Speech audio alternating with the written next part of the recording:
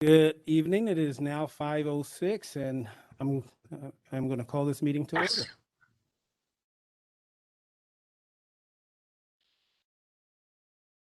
Thank you all for taking the time to be a part of the meeting.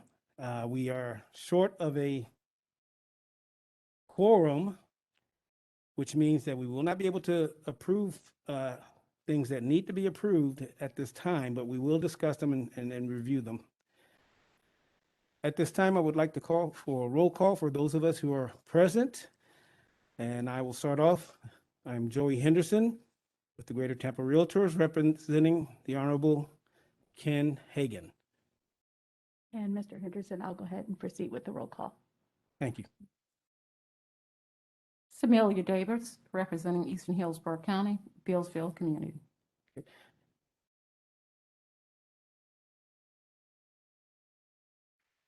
Jennifer Anderson, representing the East Hillsborough Advisory Council and Plant City Community. Dr. Benny Small, representing Lee Davis and West Coast Advisory Council. Good evening, Harold Jackson, appointed by Commissioner Gwen Myers. Andrea White, representing the West Central. Hold on one moment, please. Council. One moment. And Ms. Morrison, make sure you press your button. And for those of you who are viewing online, your names will be called out. Yes, I will call the roll call to, I'll complete this roll call. When I call your name, just let me know that you're present. Thank you. Osea Wynn. Okay, Joey Henderson, you are here. Raymond Wang. Wang here, representing Commissioner Harry Cohen. Kimberly Mitchell.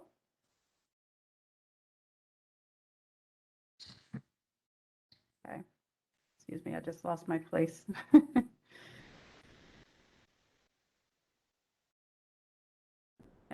Okay, Harold Jackson. Present. Thomas Mortensen.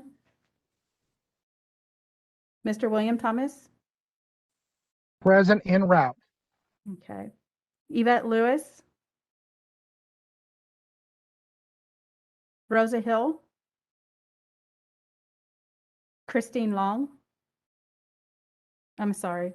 No, Christine Long. Marcia Sedano. Present. Santos Morales. I'm right here, present. Dr. Benny Small. Present. Thank you. Gabriel Brown. Janine Hargret. Regina Gambrell. Patrick Simmons. Jennifer Anderson, she's present in person. Samelia Davis, present in person. Thank you for letting us know earlier. Miss Andrea White. Present. Did I miss any board members before I proceed with staff? This is Osea Wynn. I'm present online. Thank you. So moving forward with staff, Derek Guida. Good afternoon, everybody. Audrey Ziegler. Good evening. I'm present. Maria Gillis. I'm present. James Gerard. Evening, I'm present. Shelley Hamilton Ray. Present. Angela Madero. Good evening. Present. Chin Mai. Hello, present. Kelly Mistretta. Kelly Mistretta. Okay, and my name is Sharon Gordon. Roll call has been completed. Is there anyone that I missed? Ms. Gordon, my name is Galita Lewis, representing Hillsborough County Public Schools. I am present. Thank you, Ms. Lewis. Hi, Tremaine Whitty, Hillsborough County Affordable Housing. Thank you. Are there any other visitors? I know we have presenters that will be presenting later on from other departments. Is there anyone that wants to state your name for the record? Carstarphen from Brakin out. Thank you. And if that is, go ahead. It appears Jody's having some audio issues. I see he's trying to talk and I don't think we can hear him. Jody, is that right? Can you hear us? Give me a thumbs up if you can hear us. No, I know I can't hear him, but I've seen him trying to, oh, he can hear us, but we can't hear you. And I do see him. So Jody Jenkins is here. Thank you for joining us. And I also see Tremaine Whitney from Affordable Housing here as well. Thank you so much. Roll call has been completed. Thank you, Ms. Gordon. And with that, I'd like to start off with invocation. I'll call on Mr. Jackson. Please lead us in prayer. We could bow our heads, please. Father, we thank you for the gift of this day and the opportunity to make a difference. Thank you for your grace, your mercy, your faithfulness, protection of our families, and safe travel. We ask you to watch over and guide us in our deliberations this evening as we work to benefit our community. All this we ask in your name. Amen. Amen. Amen. And if you would, please join me in the Pledge of Allegiance. I pledge allegiance Pledge to the allegiance flag of the United States of America and to the to the republic for which it stands, one nation, under God, indivisible, indivisible, liberty and justice for all.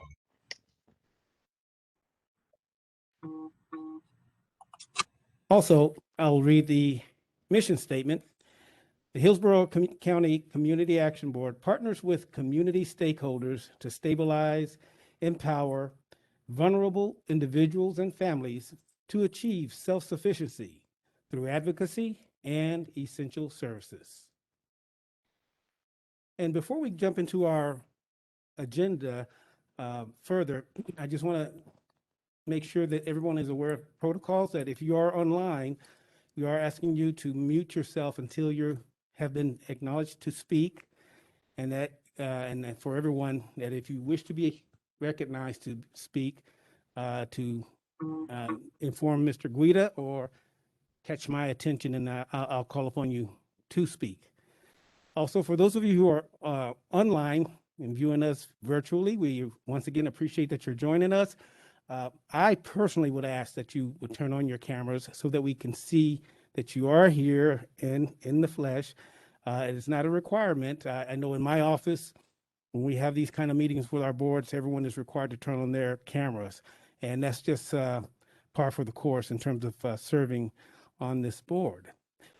Let's see here. And I believe I have covered those three things that I wanted to talk about. And with that, we'll move on to the item 4, which is a consent items. I believe you all have been sent information with regards to consent agendas in an effort to move our meeting along. Some of the items that we do discuss, which includes our reports from our illustrious center representatives, and not to hold them up, but they give great reports, and they also give great written documentation as well, and along with other items that come up on the regular, which includes our minutes that are taken by our board members. Of course, you know that we have a very detailed report from our able stenographer, but the minutes that our board takes in the during the meetings, our secretary takes during the meetings, I'm asking that be put on the consent agenda. Was there anything else to be added to the consent agenda? No, not at this time. Okay. And just again, for your benefit, and it's been many years since I've had to engage with a consent agenda, but do know that if any member feels that something needs to be discussed further with regards to those items on the consent agenda, that item would automatically go onto our regular agenda without debate, without discussion. And as the chair, I get the opportunity to either address it at that moment, have us address it at that moment, or put it in the order of the agenda. With that, do I have any questions or any items to be replaced onto the agenda? Hearing none, we will move forward. Thank you very much. And again, the goal of this is just to move our meetings along, but it is important that you read every document that our great staff sends us so that you are familiar. And the last thing you want to say is you didn't know, because they're very detailed in terms of what they send us. Thank you. Moving on, provided for information only, board attendance. Ms. Gordon, you want to speak to that? That's just for information and tracking attendance according to the bylaws, and we do not have any issues or concern with attendance. Okay. And again, you all saw my appeal to try to get as many of you here for our meeting so that we can have a quorum. And right now, I don't think we're still short. Correct. And with that, I will ask another member who has joined us for the meeting to introduce herself. Good evening, everyone. Rosa Hill. Thank you for joining us today. Good evening. This is Kelly Mistretta. I also joined. Thank you, Ms. Mistrada. Anyone else online that may have joined? Okay. I'm sorry, this is Ray Wang. I just wanted to ask if we can, if you can confirm, do we have quorum or we do not have quorum, and how many people are we missing? Ms. Gordon? We do not have quorum, and we are missing, Mr. Guidas, we are missing 4 members for a quorum. Thank you. So if you're down the street at the subway station, you can come on over for the meeting, okay? Bring your sandwich. I'm sure they won't mind you bring it in. All righty. Let us move on and to our standing committee reports. With the executive board, we did meet and on August the 6th. And I'm sorry, not August the 6th. When did we meet? Last week. Yes, we met calendar August 18th. August 18th, thank you. And we had a very fruitful and productive discussion, and some of those items you'll be hearing about in the following committee reports. But one thing that we discussed that I'd like to have us take a moment is a gift of appreciation going to our illustrious former president or chairman of the board, Ms. Rosa Hill. And Ms. Hill, we just really appreciate all that you have done to lead this committee and keep us on track and making sure that we don't get in trouble with DOE. You have been a very gracious chairperson, and I've learned a great deal from you. And with that, many of us, I think hopefully all of us, were able to chip in to present you with a little token of appreciation.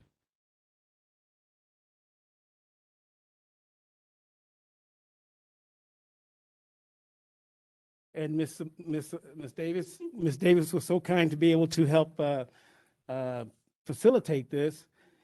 And yeah, we'll get that after me. But if you don't mind, Ms. Davis, and she was perplexed in terms of what to get, just share with everyone what it is that you get. And for those of us who did contribute, you'll be getting a report from Ms. Davis in terms of what the items are. So Ms. Davis, exactly what is it that we have here? Guess it would help if I would turn the microphone on.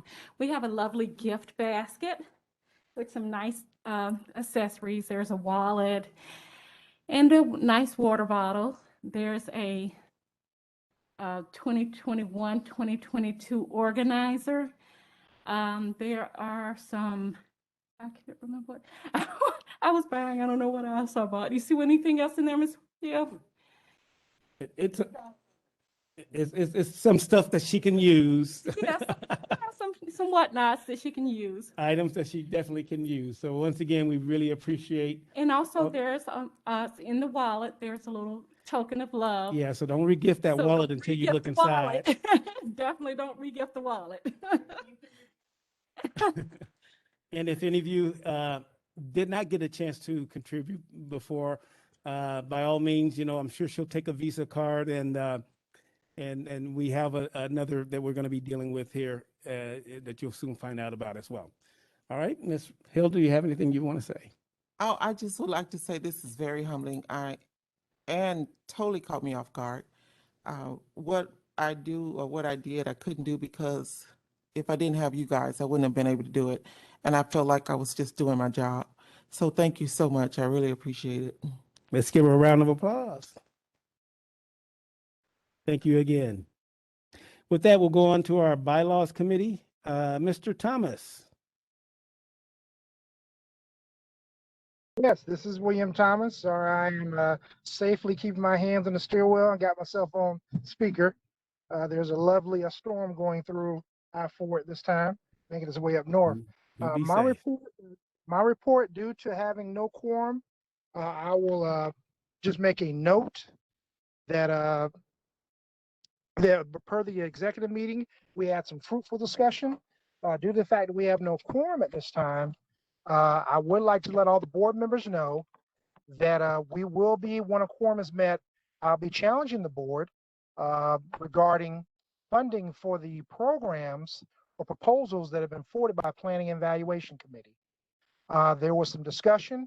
I asked, maybe even at this time, those committee members that are present, I asked the staff at this time, not staff, but committee members at this time, if they could chime in on the recollections of the discussions. I had the privilege of attending several of those Planning and Evaluation Committee meetings.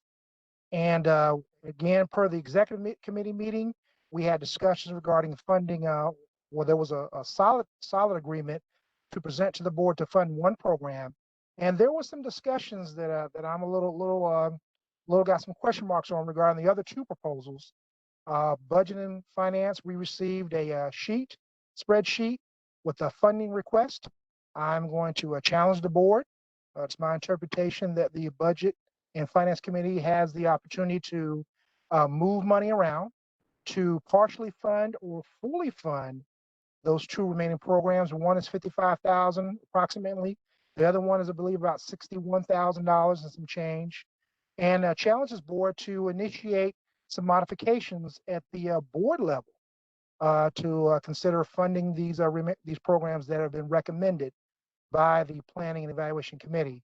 But again, once we get a quorum, Chair, I'll definitely put that on the table, but I ask that the board members keep that in mind and do your diligence, read through the reports, and just be ready. Thank you, Mr. Davis. Why don't we just go ahead and roll right into your budget and finance report?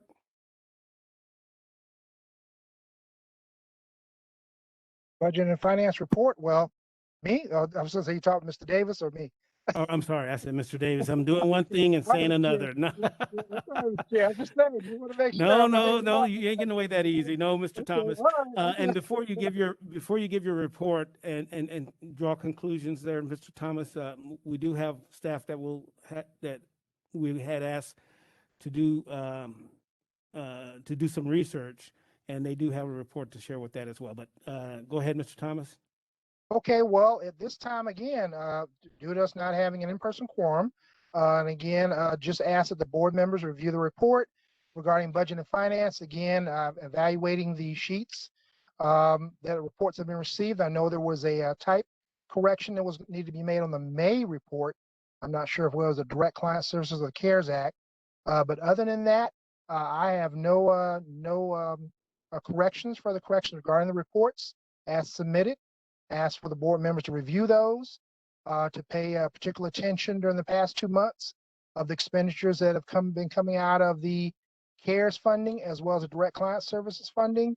And again, be vigilant in reviewing the client services budget, as I think there are some opportunities due to the fact that we had $200,000 worth of modifications last year. And that's all I have, Mr. Chair. Thank you. Do I have any questions for Mr. Thomas regarding the budget Mr. Chair, or staff? on Ms. Davis? the correction, the type correction, which report was that for? Mr. Thomas? Yeah, Mr. Chair, I believe that was the May report. I may be wrong. The month, I think the Okay. month may have been a typo on that here if I recall correctly. Okay, But thank you. it was a spelling typo, and but there's nothing regarding the numbers below. Thank you, Mr. Thomas. You're quite welcome. Any other questions for Mr. Thomas or staff? We do have Ms. Mastrada on the line as well. Thank you. And I noticed that I was actually operating off of my old agenda, and I do want to back up with regards to presentations.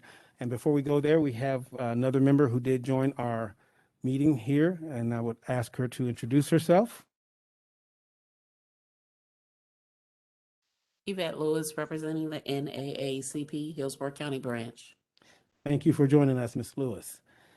Before we go on to our next committee report, I would like to go ahead and back up and to the proper, correct agenda and hear our presentations from Affordable Housing and Brakin Out, Inc. And who do we have for Affordable Housing? Is it my friend Jody, did I understand? Yes, Mr. Josephus Jenkins from Affordable Housing will be presenting regarding the services. As you requested, Mr. Henderson, to learn more about the affordable housing and what they can offer, especially our customers. Thank you very much. Well, good afternoon, good evening, Joey and board members. Good evening. I've come to you this evening to talk a little bit about the programs that we have available currently in Hillsborough County Affordable Housing Services. Hold on, make sure you can see what I'm saying to you.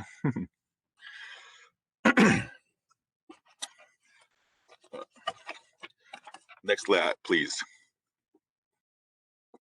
Affordable Housing Services administers federal and state funding to develop effective affordable housing and community development strategies for low to moderate income residents.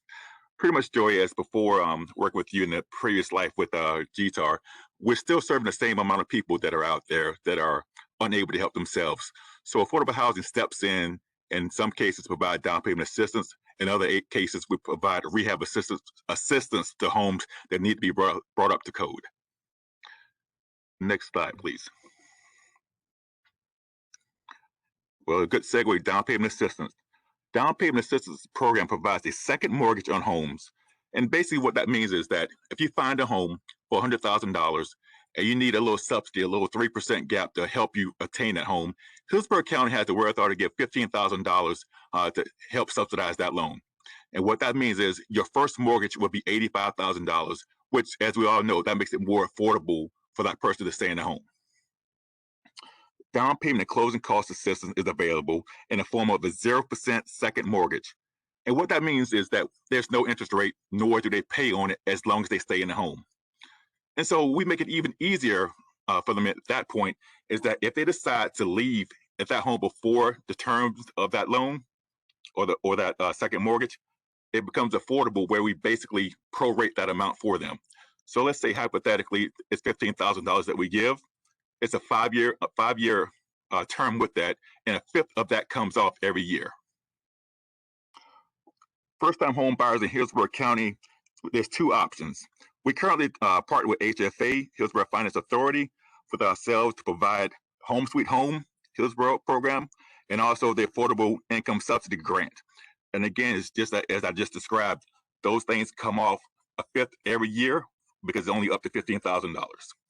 The number to the right there is Sue Dunahan. So if you have any additional questions about the Home Sweet Home program, please contact her at that number below, 813-425-3549. Next slide, please. Now, this is my baby right here, Rehab. I love helping people who can't help themselves in the form of bringing their homes up to code. How many people have been in a situation that your air conditioning goes out? It's about $8,000 to $10,000 to get an air conditioning. Hillsborough County has the wherewithal to provide owner-occupied rehab dollars to that homeowner in the form of a second mortgage as well. And again, they don't pay on this loan as long as they stay in the home. Our program provides this financial assistance to eligible income homeowners. Again, that's low to moderate income people in most cases. We have 4 agencies in the community that provide services to these people. We have Self-Reliance, Center for Women, Rebuild Together Tampa Bay, and also we have East Tampa Business Civic Association. Next slide, please. And I just said the service providers that we have available, all the numbers are above. Center for Women is 813-251-8437. Self-Reliance, 813-375-3965. And Rebuilding Together Tampa Bay is 878-9000. And finally, East Tampa Business and Civic Association is 813-248-3977. Each one of these agencies will be able to let you know their availability at this time. If there's a wait list that needs to be put on, they do have that wherewithal as well. So, some of my projects. What we did last year, Board and Joey, we found out that some homeowners' homes were so in bad shape. The rehab value was 50% more than the actual work. So what we did was we had a demolition rebuild program where the 3 homes before you didn't look like this. We went in and demolished the current home in its state and rebuilt brand new 3-2 single family homes for these folks. What they did was stimulate the neighborhoods and also brought back more self-pride to that community and let them know that, you know, there's help out there for you if you can apply. Next slide, please. One of our latest projects here, Hillsborough County gave $500,000 in community development block grant funds to Hillsborough County Parks and Rec Department, the All People's Life Center playground. Now we have kids that can actually play in a safe environment of new modern type playground equipment, as you can see down below. So if you're in the area, Joey, go out, check out the All People's Life Center and look at the playground that we actually put a hand in providing to the community. Next slide, please. And finally, my other part questions. What do you want to know about affordable housing? How can we help you to help your clients? Thank you. Thank you, Mr. Jenkins. I greatly appreciate the presentation, very informative, and I've always enjoyed working with Hillsborough County Housing when I was full-time in affordable housing. Do we have any questions? Mr. Wang. Yes, thank you. I just wanted to see if Mr. Jenkins could just clarify something. Are both options available, that down payment and the closing cost available to a person, or it's one or the other? Well, Mr. Wang, you can actually use it for both. If the $15,000 will work, it can be used with both, or if it's not enough, you can only use it for one. Mm-hmm. In some cases, I think with HFA, but I can't really speak for them per se. I know sometimes you can buy down, maybe a point with the money. I'm not sure, with them or not though. Great, thank you so much. Great presentation. I appreciate it. Yes, sir. Any other questions for Mr. Jenkins before we move on? Yes, sir. And for the record, just identify yourself. Tom Mortensen from Temple Terrace. Could you explain to me, does this program, those agencies actually help out in the cities like Temple Terrace or Plant City? Well, it's so funny you say that, sir. Actually, those are the city districts of the county. We have done tons of work in Temple Terrace and also Plant City. One of our first rebuilt homeowners was right there in Plant City off of Alabama Street, I believe it was. Mm-hmm.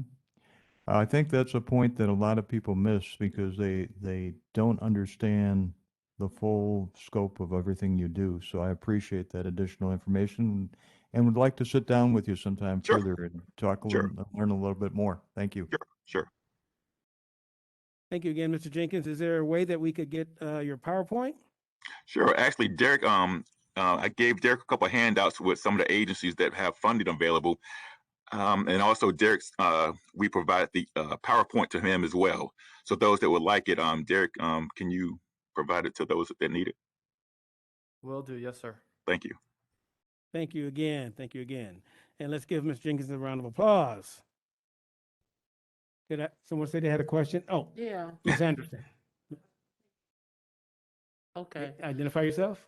Yvette Lewis. So one of my questions is I see where it states that the person has to have good standing for code enforcement. So is that for the rehab as well? Well, what we do have a partnership with code enforcement. So let's say hypothetically, they may have a code lien, yet it be from structural of the home or the aesthetics on the outside. As long as they're working with us, code enforcement will basically kind of fall to the backside to see if they qualify with our program. So if they do have a code enforcement, we still can work with them to the point of them getting qualified with that partnership that we have with code enforcement.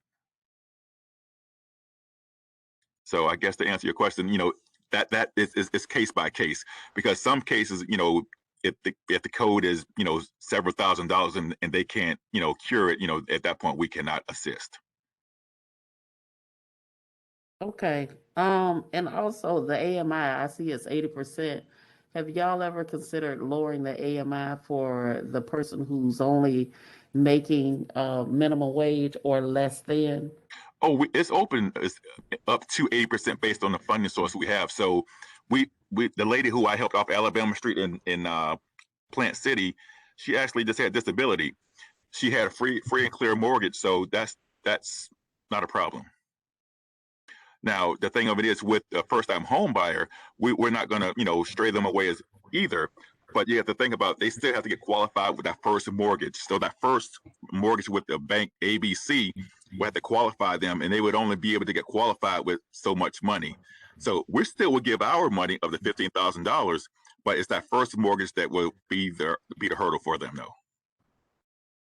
Okay, and with that, that can be in the city as well, or just in the county? Just in unincorporated Hillsborough County, Temple Terrace, and Plant City. Okay. The city does have the same merit program as well. Not really, baby. The city has stopped giving their funding out, so Oh, no, okay. they don't have the same Well, program. I should say it used to have the same merit program. Sorry. Thank you. I appreciate that. Yes, ma'am. Okay, Ms. Okay, very good. Okay, again, thank you, Mr. Jenkins. And with that, we will move forward to Brakin Out Incorporated. That's with Mr. Tommy Carstarphen. Did I say that right? Yes, sir. Tommy Carstarphen. How is everyone doing tonight? Great, thank you. Floor is yours. All right. Thank you guys for having me tonight. I'm sorry. My name is Tommy Carstarphen. I'm with Brakin Out. I'm with Brakin Out Incorporation here in Tampa. We are a nonprofit organization that provides mentorships to the youth. Yes, as our slide states here, that we are here to reclaim the youth. So basically saying that every view that the youth gets when youth are in trouble, when youth have nowhere to turn to, or no one that they feel that they can talk to, they can come to Brakin Out. So we put ourselves in that place for the youth can come to when they feel like they can go to their family or any of their friends, I would say. So we are that friend and that family figure for the youth that has it or does not have it, I would say. Next, I'm sorry. And our mission is to elevate our disadvantaged youth by offering them a second chance through mentorship and reclamation, meaning that we're coming back to take back everything that was promised for the youth and for us, I would say. Next slide, please. So I know many people, it's like, who is Brakin Out? Who are they? Nice name, but who are you? Like, who exactly is Brakin Out? And then the next slide, we have it kind of like broken down.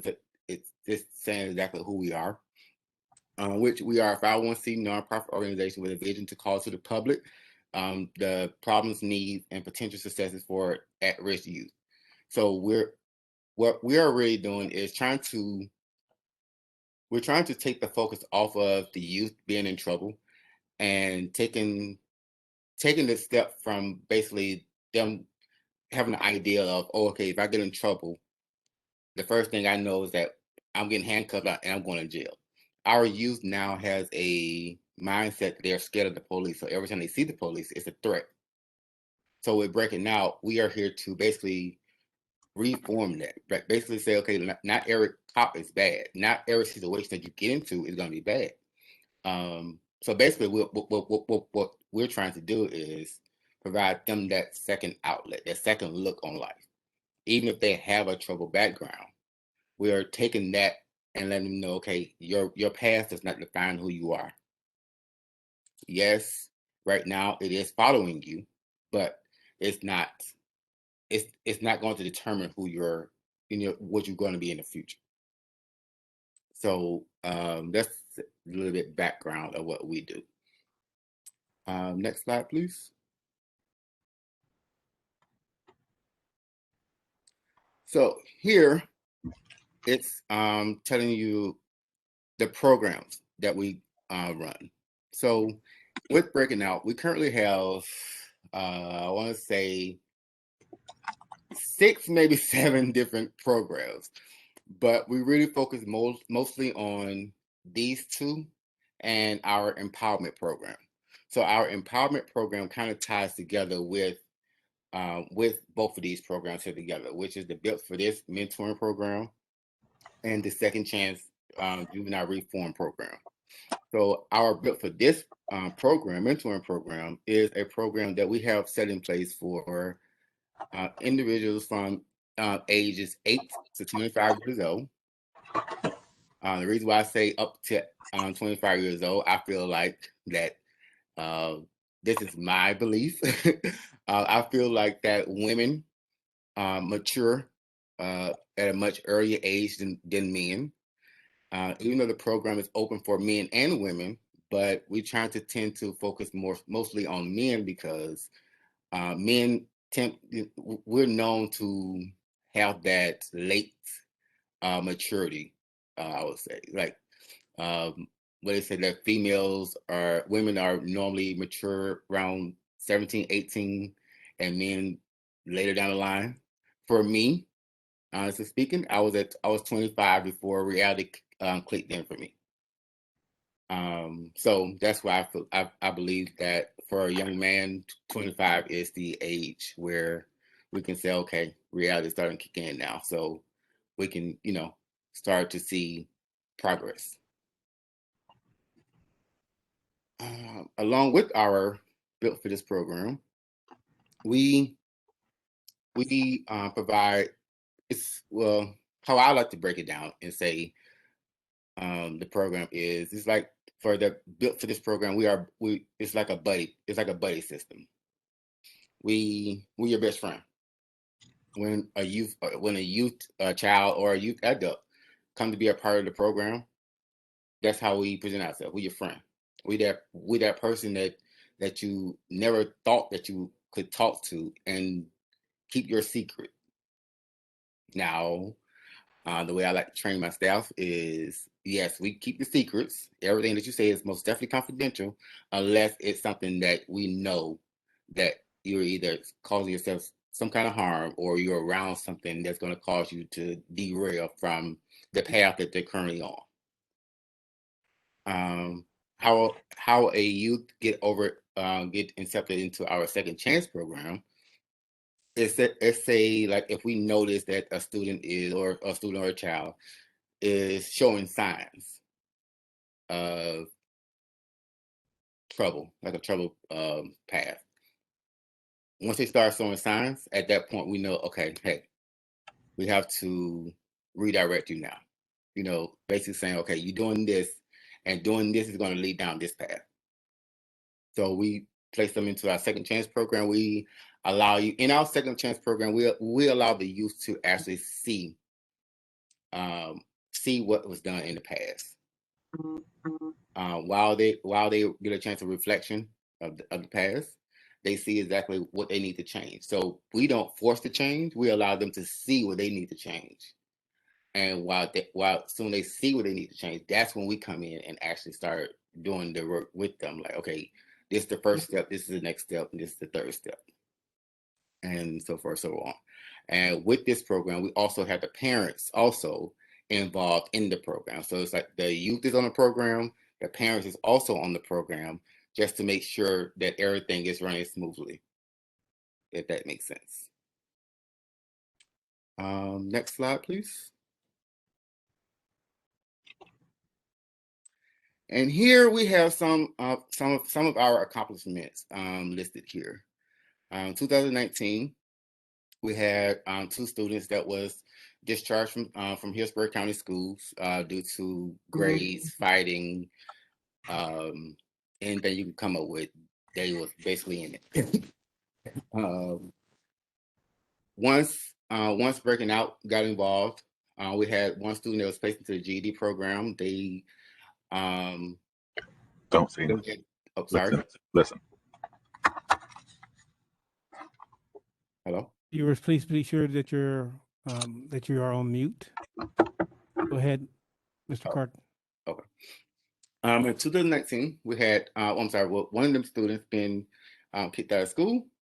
We was able to get them and place them underneath our GED program, underneath our Second Chance program. With that, we noticed that the student grades went from being I want to say 2.0 to now they are testing in the area where next semester that they can be, by November, they can be tested for the GED actual tests and passing it. So we did notice a score increase with that. One of the students was also placed in an online learning program with Hillsborough County, but it was also, they still partnered up with Breaking Out. So now we provide them with tutoring, we provide them with computer, we provide them with everything so that student can still get that in-school experience. And now that student is now up into, the student went from having a D, I want to say, yeah, he was carrying a D throughout school, and now he's for A's. 2020, we actually had 2 first-time offenders that came that was a part of our service. One of the offenders served 1 year in jail. We was able to get that person released over into our Second Chance program, and with them, the state wanted them to serve, finish out the 2nd year. With us, we was able to talk the state down and say, okay, if they come in with us, complete our program, do this, that, and the third, would they be able to, walk away clean? So the person most definitely did everything that Break It Out needed them to do. They met their hours, they met everything. We were shocked. In 8 months, this month, actually, August 9th, we was actually able to have that person graduate and complete our program. And now they are being released from probation. Now their record is going to the next step of being expunged. So it was like, wow, we never actually had a candidate that actually did everything in the amount of time that we wanted them to. So it's like they went from 1 year to 8 months. So now everything is at the point of being completed and they get their life back. Here for this program, mentoring program, year 2020, we provided 150 students with backpack supplies to do it for COVID, going back to school. 21 this year, we had three new members join our organization. We were able to help our mentees find some employment, 7 of them exactly, working on one more now. And 2 of our mentees was able to be registered for college. And that was something that they had no idea that they wanted to do, was to go to school. So that's what Breaking Out is about. We are here to give back to our communities and help our young men and women actually, be the kings and queens that we know that they are. And one of our values are every day is that God grant us a second chance every day. So we as brothers and sisters have to also extend that same grace to our young brothers and sisters. That's Breaking Out's value. That's what we're here to do. So, I want to say this is our last slide, and I want to say thank you for granting us this time to present what we do for the youth in the community. Thank you, Mr. Carstarphen. Just a couple of questions. One, how old is your organization, and what other nonprofits have you been collaborating with?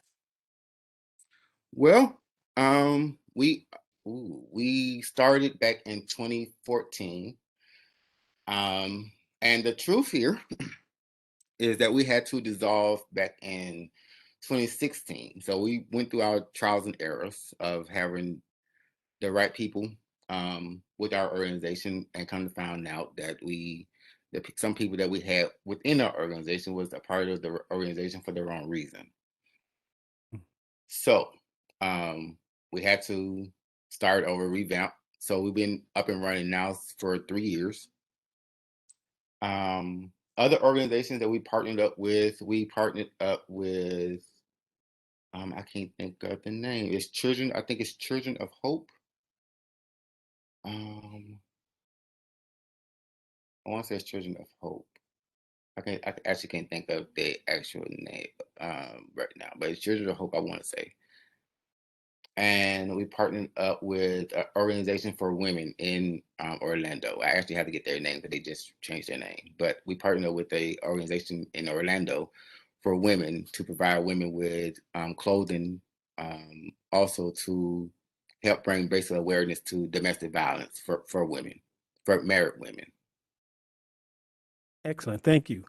Any questions from the board members?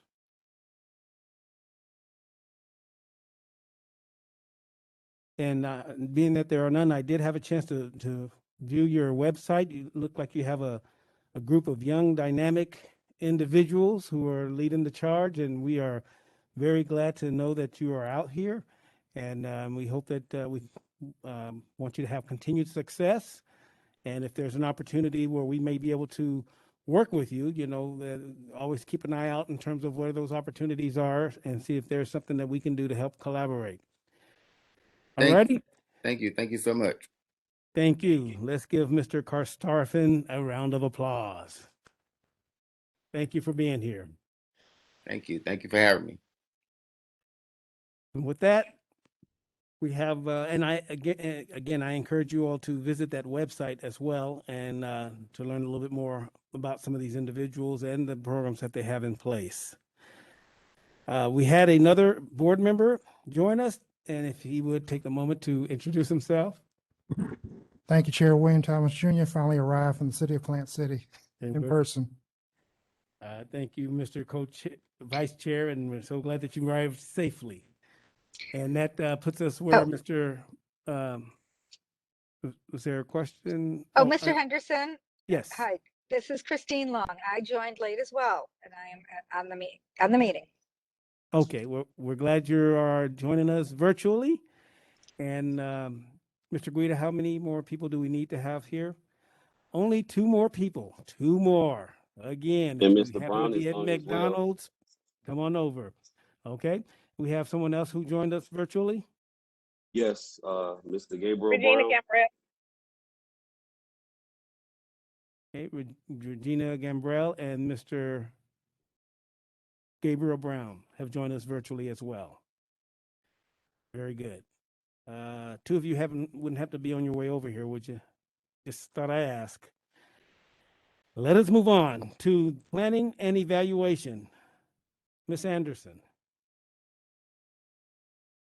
Well, I was kind of hoping to y'all get in your car and run over here, so I don't have to do this twice. Everything I've got has to be voted on. And if you would just remind everyone what it is that needs to be voted. Well, we have proposals that are ready to be, discussed with the board, and then if they so choose to go forward, need to be voted on, or to vote to send everything back to the drawing board. So either way, it's a vote. And let me just remind folks and staff, please chime in, that if we aren't able to vote on these items, especially if they are financial related, that will not look good in the eyes of DEO if we can't seem to get this accomplished.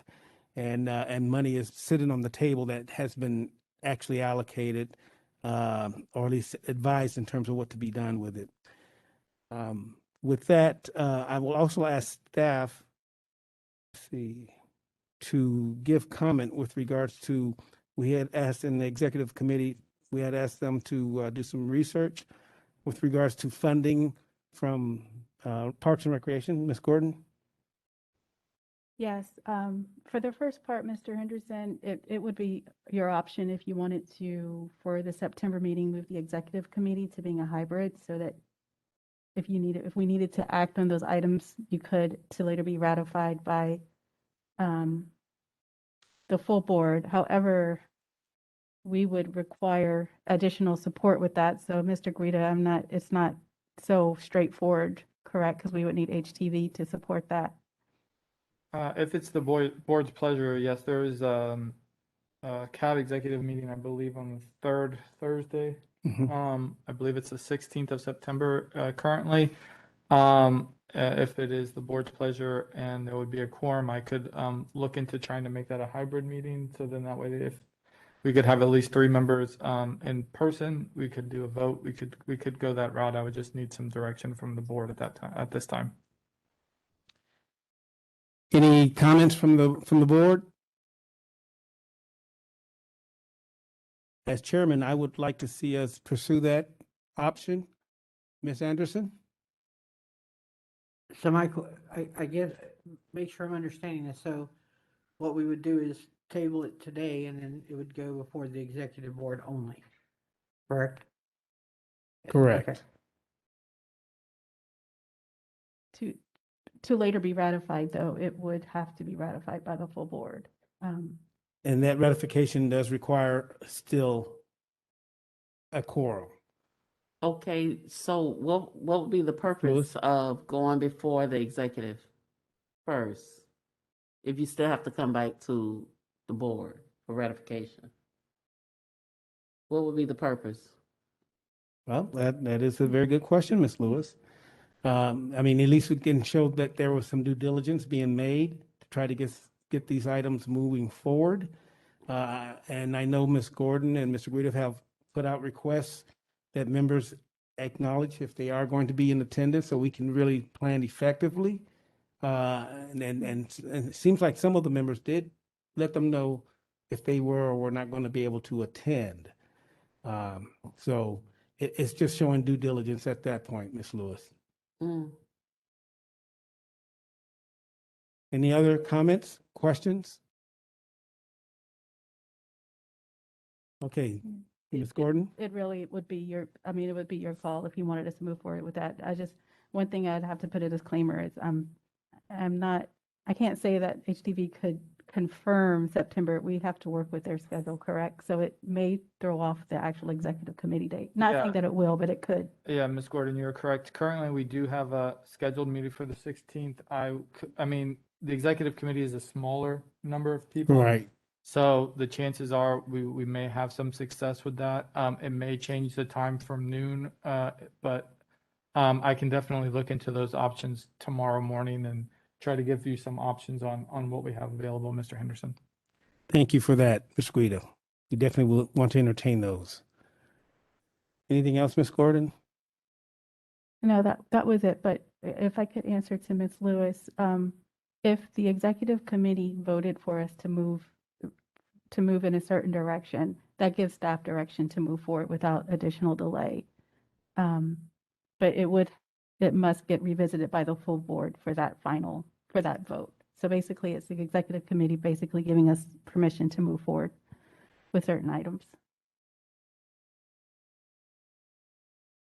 I still feel that it should come before the full board first before it goes to the executive committee, because the executive committee is not the deciding committee, from my understanding.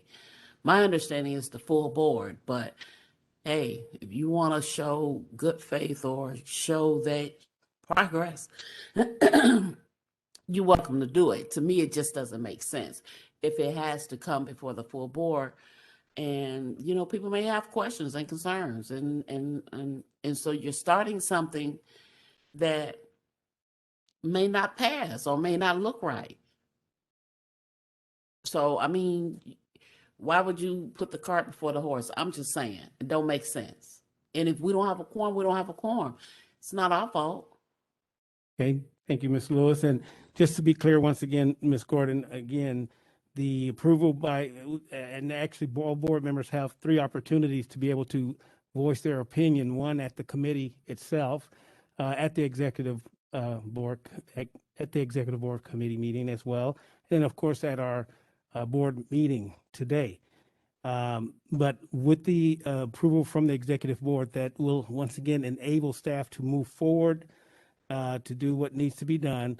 And then, and being that we didn't hear from members along the way, then at least all we need at that point, we'll just get a ratification from the full board when we have a full quorum. Do I have any other comments or questions at this time? Mr. Wang?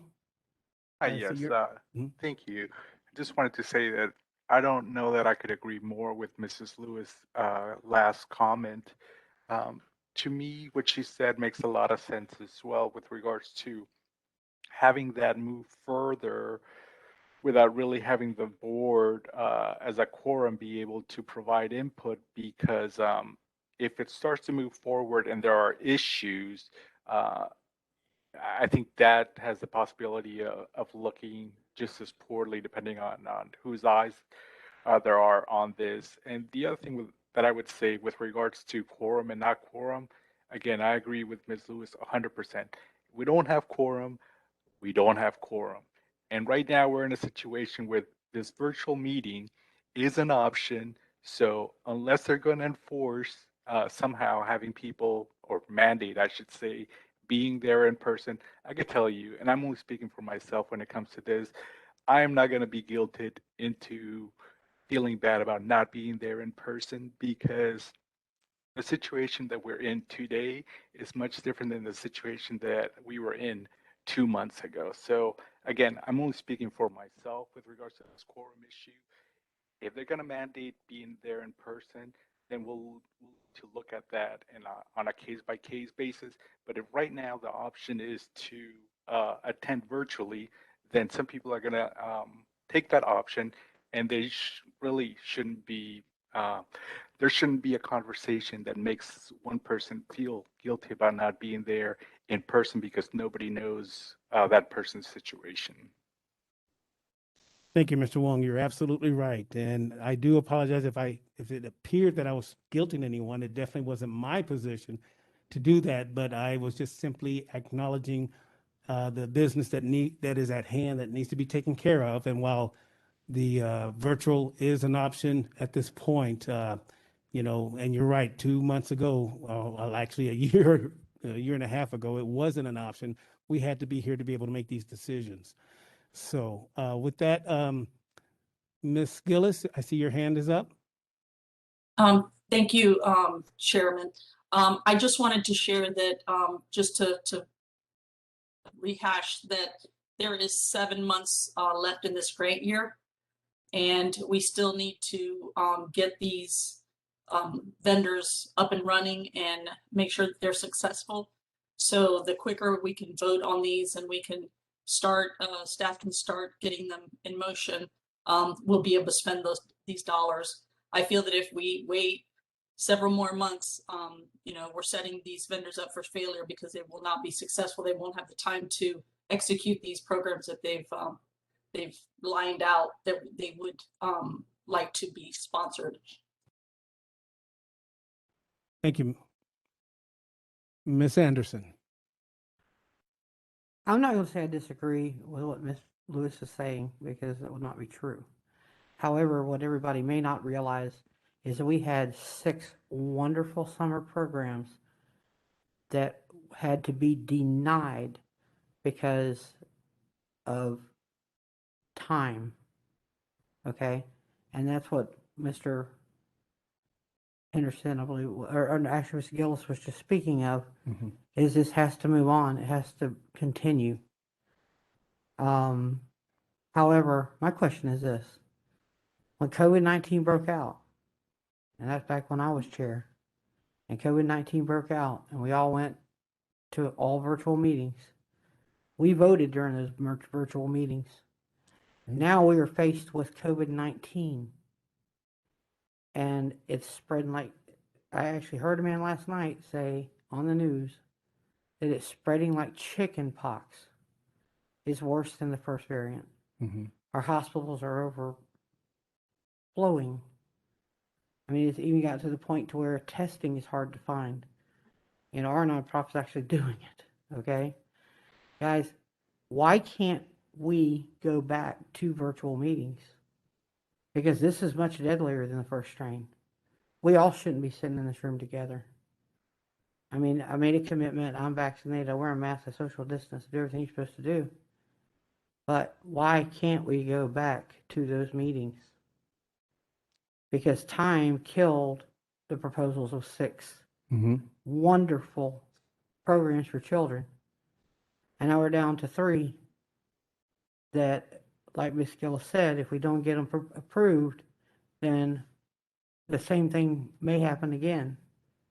So why can't we? Why can't we go back to that? Can somebody explain that? Because I mean, sure there's a reason, but I don't understand it. Thank you, Ms. Anderson. Staff, would you like to explain? I will defer that to Ms. Gillis or Ms. Ziegler. Ms. Gillis or Ms. Ziegler? We are going by the governor's mandate. As you all are aware, I'll let Audrey expand on it, but that's what we're following. Yes, and thank you, board members. You all have been, more than helpful to us as we navigate through all this. So I agree with, everything you all are saying, and I wish that we could do more. I do see some hands up too, Mr. Chair, but I will add that our Board of County Commission is meeting, and we are open for public comment, and that will resume as of next week's meeting with in-person comment, if it hasn't already. I can't tell because, when we see it virtually, I can't tell where people are in their backgrounds, if they're actually in the boardroom or if they're upstairs. We can certainly ask legal again what options we have, and I know this is consistent with all of the boards having Maria and I have met with them, and it's consistent with all of the boards having an in-person quorum, so it's not unique to this group. So what I will offer today, and I don't know if it's helpful or going to confuse things, but if we could proceed with board business and go ahead and take a vote, whether it's the people that are in the room or do a roll call vote to include the people on the call, and then Ms. Gillis and I can reach out to legal and ask if there's any way that we can consider the vote that was taken in good faith, based on the COVID increase, to see if that can be considered and upheld. We'll do our best, and we can certainly ask. All they can do is tell us no, and we can let you know by email if that's something that was considered or not. But if we do have board members that have hesitation, regardless of what the family members at home, children, elderly parents, whatever the circumstances, we can go through them one by one, but my guess is we would accuse everybody for their reasons. So, we certainly don't want to get in that business, and you all have been gracious enough to join us wherever we've asked you to. So if I may, Mr. Chair, want to proceed, and I certainly don't have the authority to do this, but if we could at least hear what everybody's wishes are and take a vote that way, and then let's see what we can do on the legal side to see if that can uphold, the business, because we do have a roll call. We can see who everybody is. You've asked cameras to be on. So Maria and I can explain that and just see how far we can get an approval of a virtual hybrid vote. Okay, and so thank you, Ms. Ziegler. So the chair will entertain a motion from the floor. Also, Mr. Henderson, if I may? Yes, Ms. Anderson. If we discuss this tonight and we were to take a vote from the board tonight on either way it goes, then when we reconvene the executive committee, then we have the opinion of the board. So then if we have to do it that way, then we have the opinion of the board to go on. Then once we have a quorum, we can move forward. And then once we have a quorum, then ratify it. But at least we have the boards. Okay, yes, I'm not. You don't understand what I'm saying? I'm not. What I'm saying is, I believe Ms. Ziegler saying that go ahead and vote, and then she'll ask legal if that's okay. If we did, but my idea is this: put it before the board tonight. The ones that are here and the ones that are home can give their opinion. Then when we'll know the opinion of the board when we have that executive meeting. Okay? And so therefore, when we have the executive meeting, then we'll know the opinion of the board.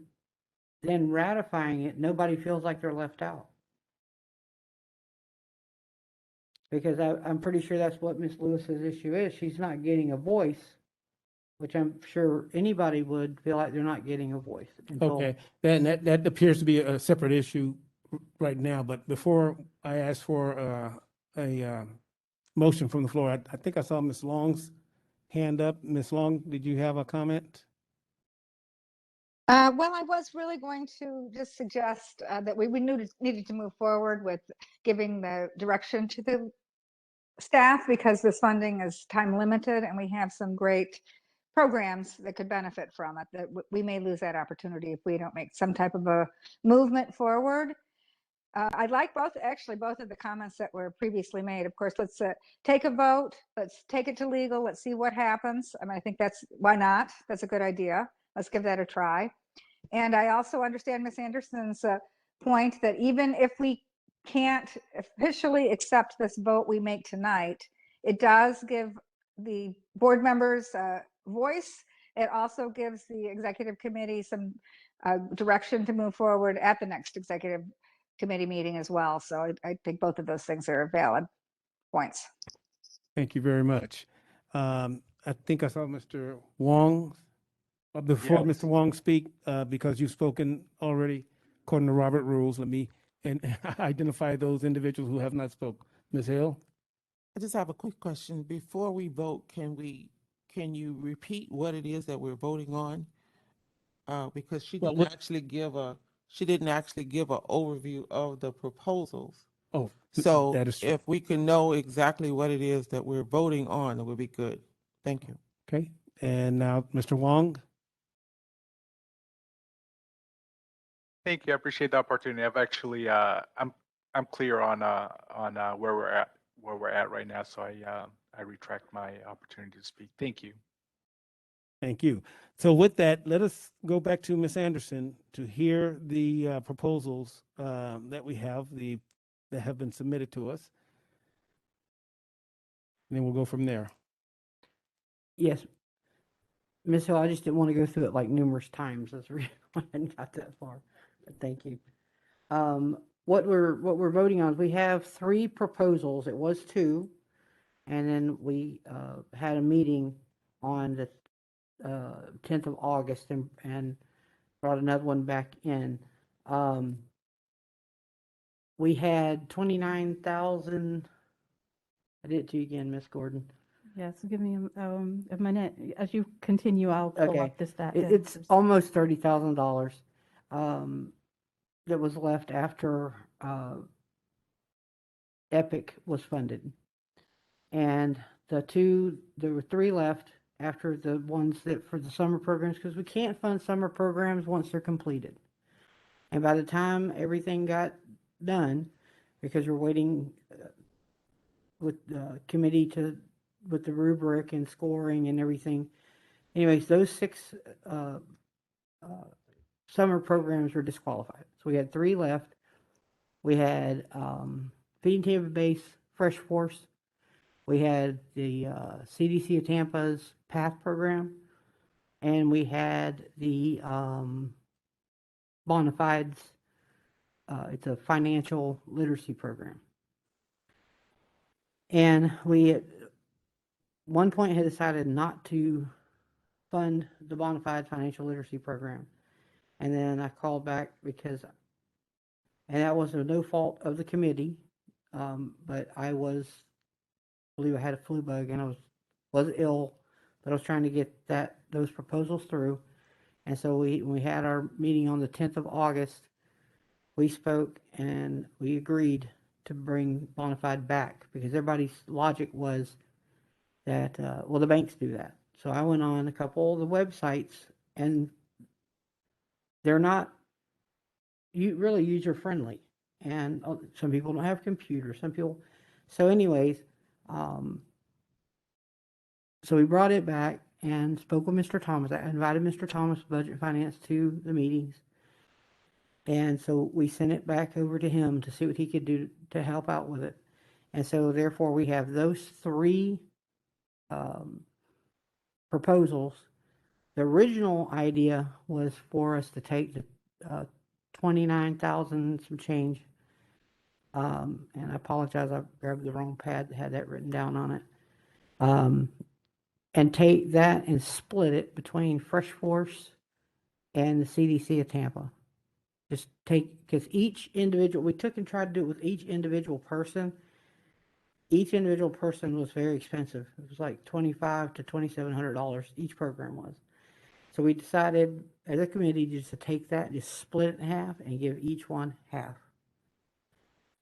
And then the third one, which was bonafide, the idea was to take and use the CARES Act money to fund. That was 28,000 total for the bonafide project. And so that's what I had brought to, or we'd discussed with the committee on the 10th, and that's what we had brought to Mr. Thomas with Budget and Finance, and wanted to bring to the board for a vote. So that's kind of bringing it all back around. So if there's any questions. Any questions for Ms. Henderson at this moment? Chair, this is William Thomas Jr. Once we get into the budget and finance side, I definitely have some points I'd like to speak on. Thank you, Mr. Thomas. I see there are no questions on the screen, none in the room. And at this time, I think I'm going to ask Ms. Gordon also, one of the things we asked staff to do was to check on available funding, particularly through our Parks and Recreation Department, and as a way to find additional funding to, fully support those organizations. Ms. Gordon, do you all have a report for us? Yes, as the executive committee requested, we did reach out to the Parks and Recreation to get an estimate of the total amount of that they project they'll expend through March 30th, 2022. And it was, give me 1 minute while I pull up those numbers.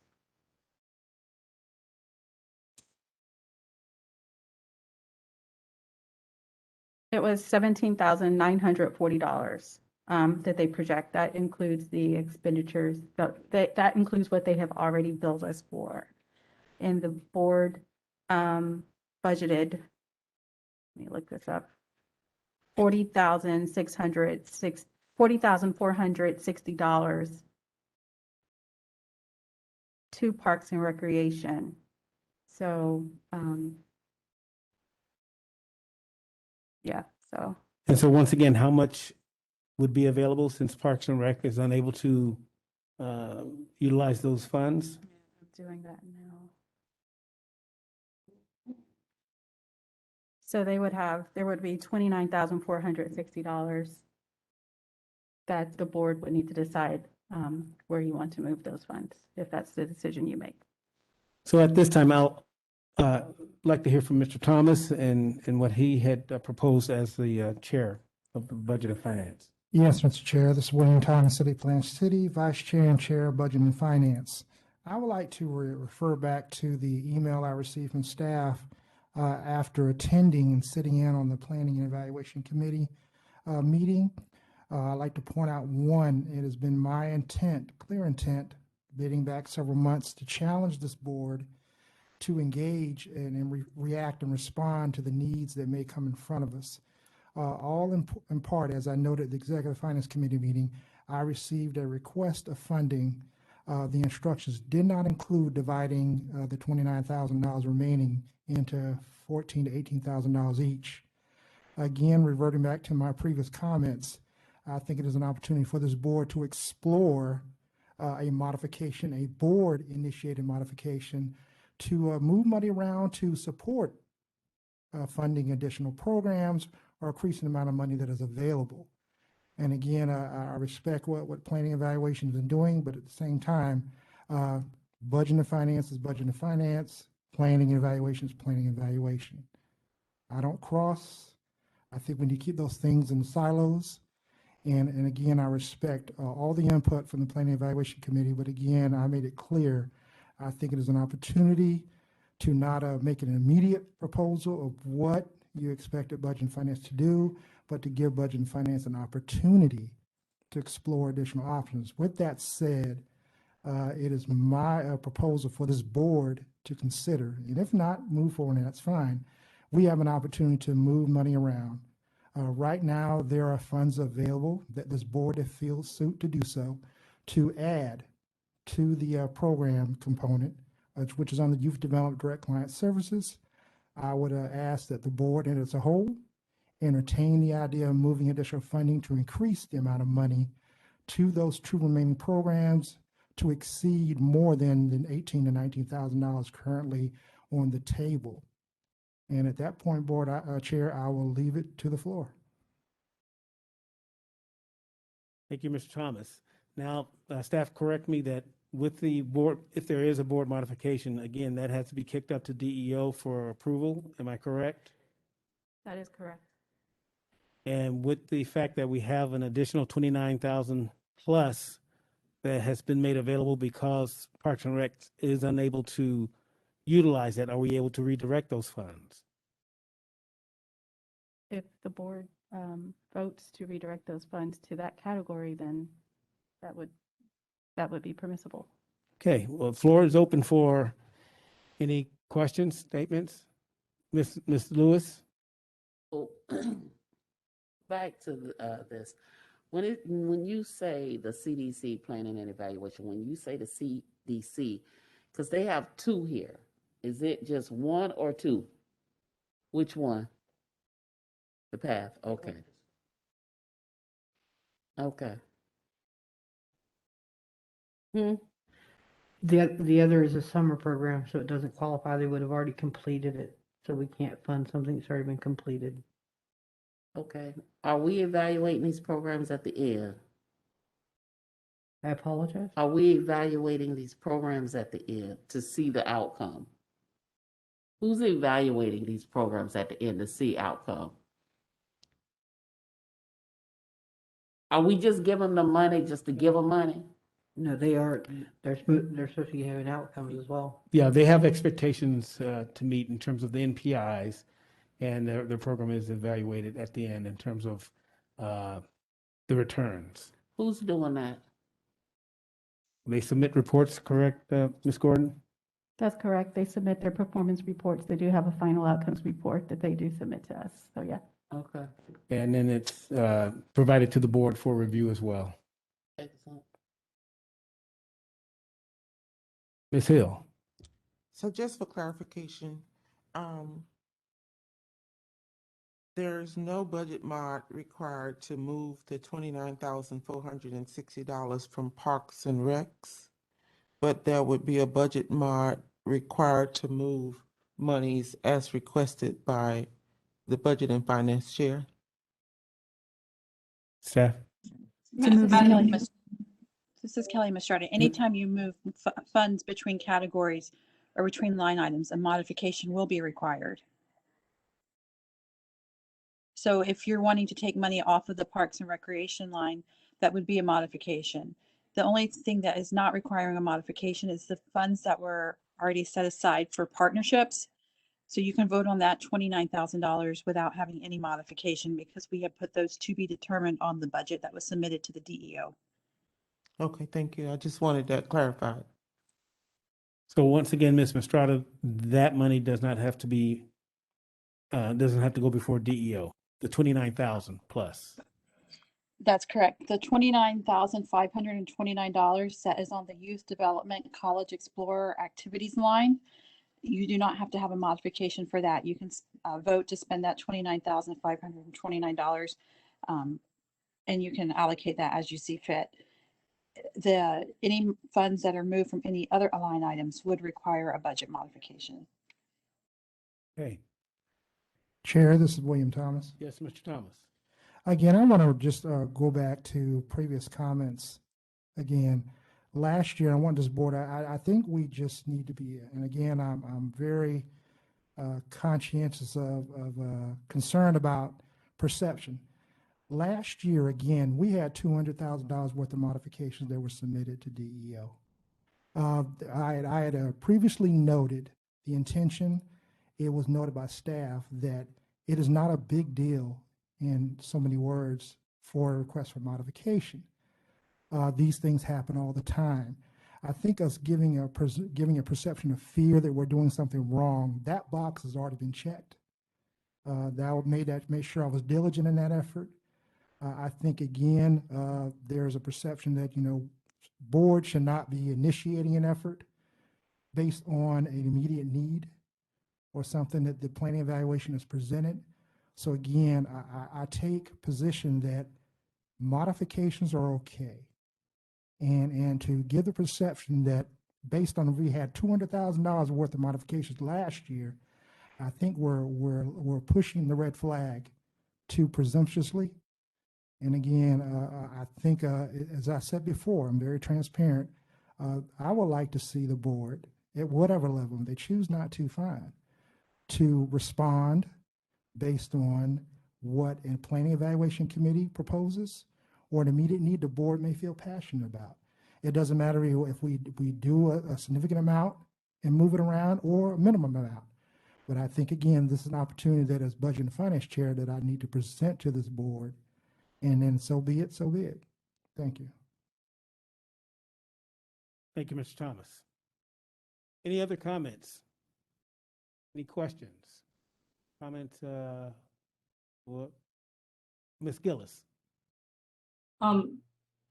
Mr. Chair, yes, Mr. Thomas is correct. The modification is not an issue. That's something that staff can prepare and send to DEO. The only thing that you need to keep in mind is the timing. So it does need to be prepared. It does need to be sent to DEO. It needs to be approved before any transactions can be made. So there is no concern about modifications. It's just timing.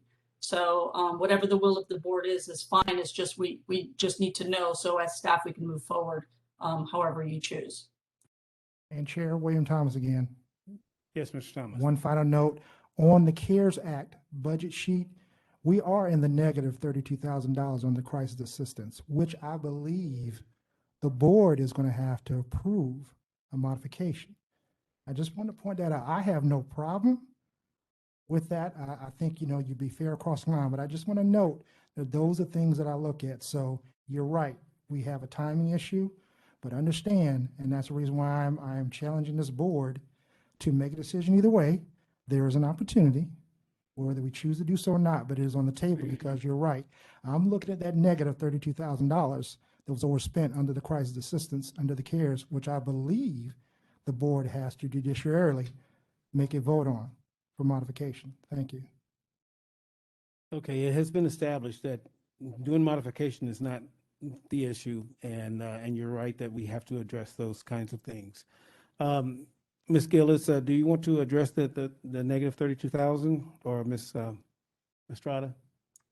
I believe that was already discussed at a previous meeting, but Mr. Thomas is correct. A modification needs to be made to adjust those numbers, and I believe Kelly has already shared with the board where that money would come out of.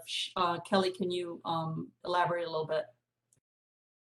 For the CARES money, because of the situation with COVID, it was discussed and it was the will of the board that we continue to provide crisis services. So that is why that line item is showing overspent at this time, because of the will of the board, and we wanted to continue to provide rental assistance. It has been discussed for that potentially the modification to cover that could come off of the line item that's for pharmaceuticals or healthcare, because nothing has been identified or no program has been identified to do those dollars. The difference between the CARES, the CSBG CARES and the CSBG regular is the CSBG CARES goes all the way until 9/30/2022. So the need for a modification is not so time restrained, because you have until that time to spend those funds. And as the board discusses and looks at what the need of the community is, it is easier or not easier. It's if we just do one modification, so that we're not bombarding the DEO with paperwork and budget after budget after budget. So that's why a modification has not been done on CARES, because we needed to be able to get a quorum, and the board needs to decide how they're going to spend those funds, and if there's going to be any other modifications at that time. But again, we have until 2022 to clean that one up. For the regular CSPG, we only have until March 31, 2022 to spend the funds. Thank you, Ms. Mastrada. With that, we will go back to the planning and evaluations with regards to the programs that we have on the table. And again, I will entertain a motion, and Ms. Thomas, you have the opportunity to do that as well with regards to your recommendations. Thank you, Mr. Chair. I stand at the will of the board. Ms. Hill? I'm sorry, maybe I'm missing something. Before we move with a vote, it's $29,460 and we have 3 proposals. I didn't hear the breakdown as to how much was funded for each proposal. You said that they were going to be split in 2, but there's 3. So how are we doing that? The third one we had. The third one you want to pull from the CARES Act. Exactly. I So- apologize. So if that comes from the CARES Act, what line is that coming from on the CARES Act? I believe it was education assistance, because Okay, so that'll come out of the $248,000 Yes, under ma'am. educational assistance? Okay, and then the $29,460 from Parks and Recs will be split between the CDC and Fresh Force? we could add them together and split them, or give one 29,460 and the other one 29,529. So I guess before we make a vote, Mr. Chair, we actually Need need to a settle that. recommendation from planning and evaluation on what dollar amount that we're funding each organization. Point of order. Yes, Dr. Small. I'm going to agree with Mrs. Hill. I think we do need a clarification there. I think that what we are doing, we're trying to make modifications. We're trying to do certain things to make sure that we can get in on a time frame, but we don't have a quorum. That's one of the things. The other thing is that we need to check with legal to find out exactly what we need to do. It's no sense in going into something and we cannot satisfy the particular persons or groups or proposals that we are going to be doing this.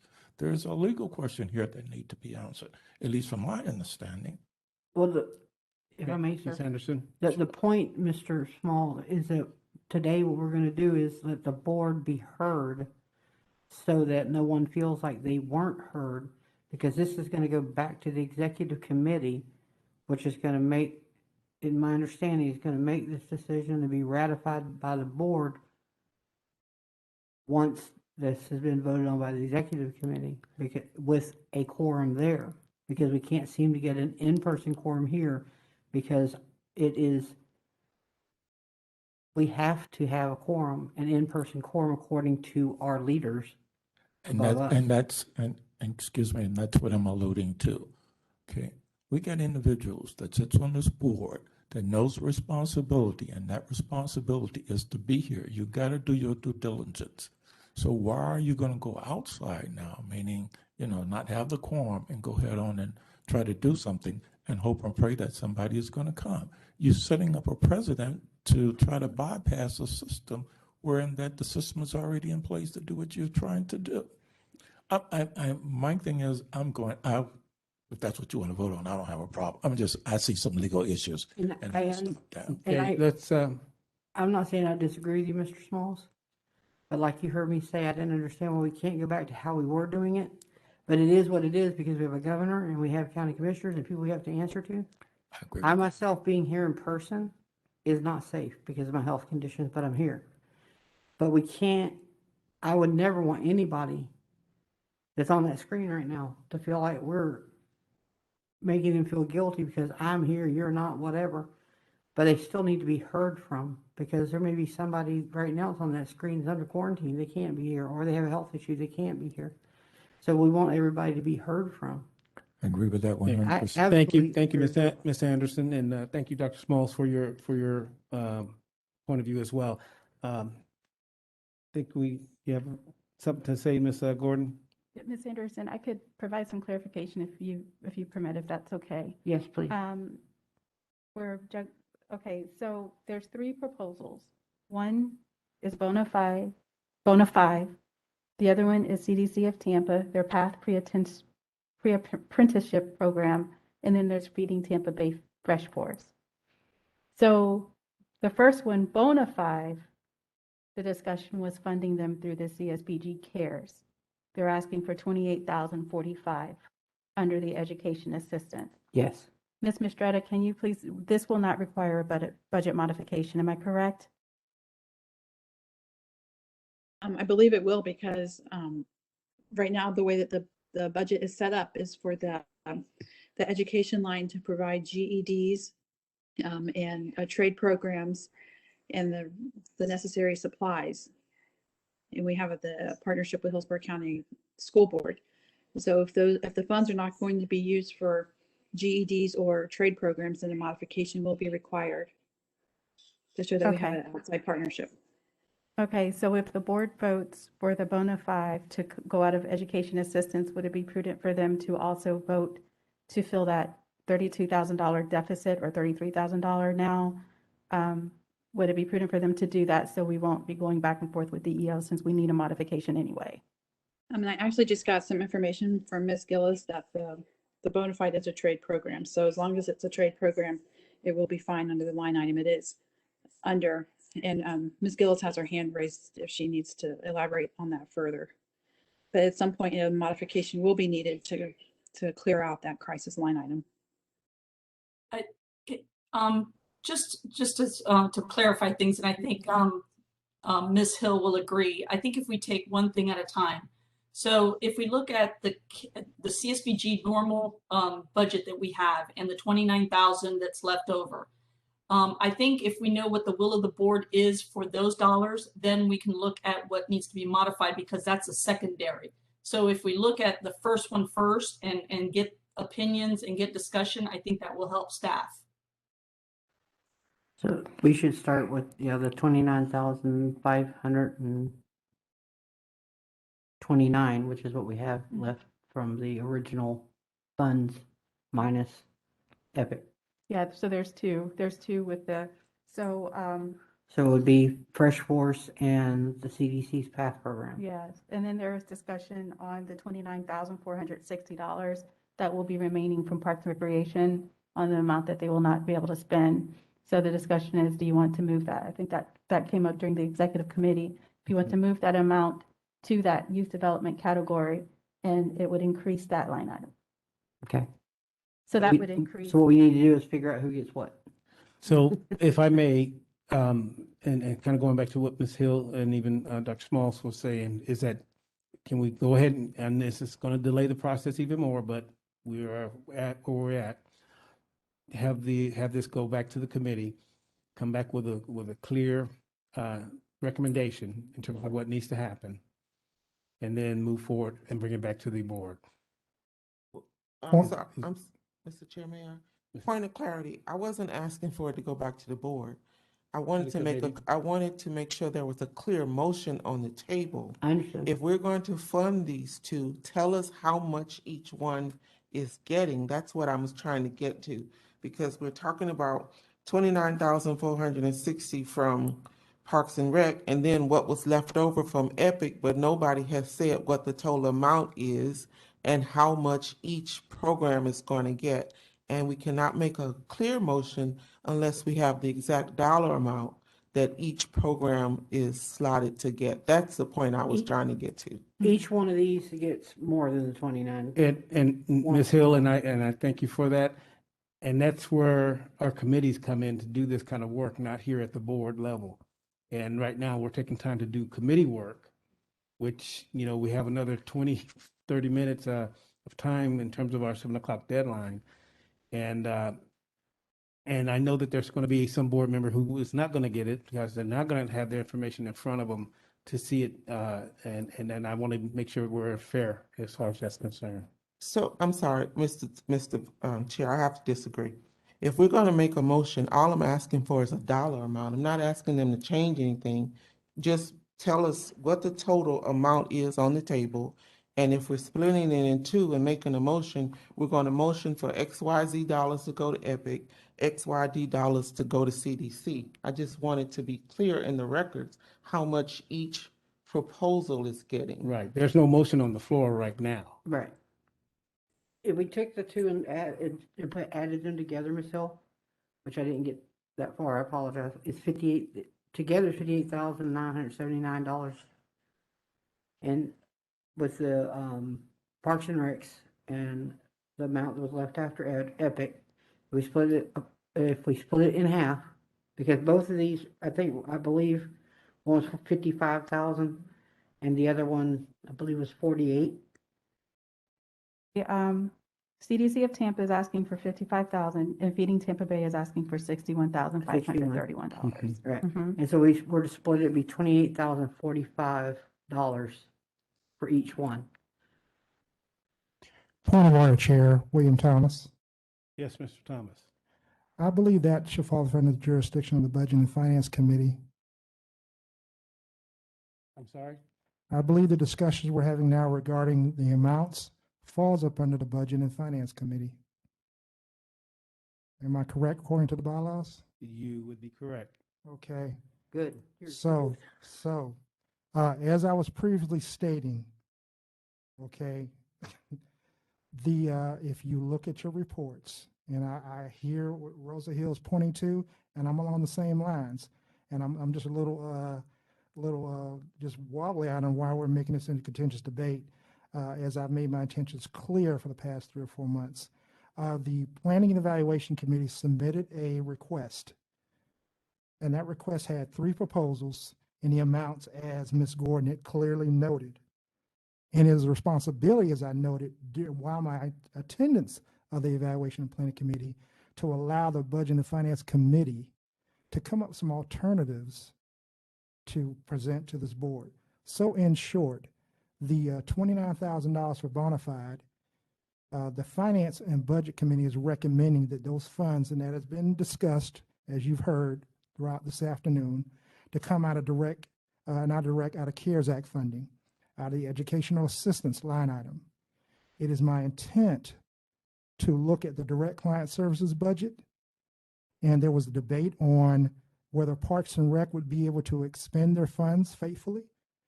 Based on the conversation I've heard today, there is an amount that has been determined that Parks and Recreation will not be able to expend. It is my intent to propose that amount from Parks and Recreation, as Kelly Strada has noted, in addition to the remaining amount of funds out of the youth programs, and I would ask that this board consider a modification to pull $20,000 from educational assistance under the direct client services, to split between those 2 proposals, the remaining proposals. Mr. Thomas, exactly how much money are we talking about? Because now we have the money from Parks and Recs on the table. And you're Yes. asking for what you've always been asking for, I presume, is the funding from youth programs and educational assistance. It's my understanding that everyone has been deliberating on the $29,000 that's left over from youth programs. And there's been some discussions on, well, let's split that amount between the 2. Now, Chair, there's a discussion, if I misheard correctly, that Parks and Recreation has noted they will not be able to fulfill expending all those funds. That amount has been presented today. And I'm asking on top of that, that we make a modification or request of this board to consider moving additional money from educational assistance to fund, and I believe it's the youth programs category, to fund and split those amount between those 2 remaining, Fresh Force and the CDC of Tampa. And how much is that, Mr. Thomas? I'd have to refer back to Kelly Strada, because again, I just was made aware of the amount from Parks and Recreation today. Mr. I Stroud? guess I'm unclear at what you're trying to do. And so I want to make sure I give you the right numbers. Okay, Are you trying to fund, are you, point of order, are you trying you to have the fund, amount remaining from the youth programs. So Epic didn't expend all their funds, correct? We Epic have was for remaining amount. 31,000. How Epic much? is for Epic is for $31,350. What's the remaining amount? $29,529. $29,529. Okay, Chair, as we noted, please, the board, if you note that amount, that is the amount of money that is left over. Now, I'm going back to the discussion we've had earlier today. It's my understanding that Parks and Recreation, because that was a discussion we had during the executive committee, that there's funding available there that they're not going to be able to totally expend. I'd like to ask for that amount as well. And What Ms. is that Gordon, do you- amount? Yes, Parks and Recreation is $29,460 that they will not be able to expend. Okay, so now we're at, and again, my apologies, if you can, Chair, go back to the remaining amount from out of the youth programs. That was 29,000. I forgot the last amount. 529. 529. Okay, 29,529, 29,460. I'm also asking under the direct client services budget, educational assistance line item, I'm asking for an additional $20,000 to be moved over, or an amount that will make the number even and not odd, because I know there was some notation before in doing that. And we would be looking at approximately, if you were to vote to move an additional $20,000 over, yes, that is that correct. total would be equal $78,989. Okay, and I'm asking for the board to consider taking that amount in modifications and splitting it between Fresh Force and the CDC of Tampa, instead of just dividing the 29,529. If you, this is Kelly Mistrada, if that's something you want to do, the way that the budget is written, I know that on your paper, it's shown all as education, but when we submit it to the state, we have to break it down between a GED line item and a program line item. So I would need to know if you would want to split that between the two line items, or if you want to take the $20,000 all from GEDs or all from the program, the technical program line item. I would recommend, thank you, Kelly. I would recommend either technical program, and I would like to note, just so the board is aware, all right, there are two line items for education assistance. One is under CARES Act in excess of $200,000 remaining in budget amount, and the other is under direct client services. So in light of the situation that's going on, pandemic-wise, and how there's opportunities for additional funding to address the heightened need, that is the reason why I'm making this proposal for the board to consider, because there are two buckets of money for educational assistance. Thank you, Mr. Thomas, for breaking that down for us. Ms. Gillis? So just so we're clear, and I think that this is how Mr. Thomas is making his motion. And Mr. Thomas, please correct me if I'm wrong. So what you're stating is to fund all three programs at their ask? No, that is not. I initially stated the bona fide. I agree with the recommendation that was carried over into Budget and Finance from Planning to request fully funding bona fide. And to my understanding, presumptuously, that request is made to come out of educational assistance under CARES Act. And that's fully funded. The Correct. remaining two proposals that were submitted, and the request amount was for the full amount, the $55,000 and the $60,000. It is my disposition at this time that no, it's not wise to fully fund that amount. That would be in excess of $117,000. So due to the fact that planning evaluation is having a discussion about splitting $29,000 down the middle, it's my thought that that is not enough, that maybe this board can consider increasing that amount, not fully funding both of the two remaining proposals, but increasing the amount of money to $78,500 approximately to split between the two. Thank you for the clarification.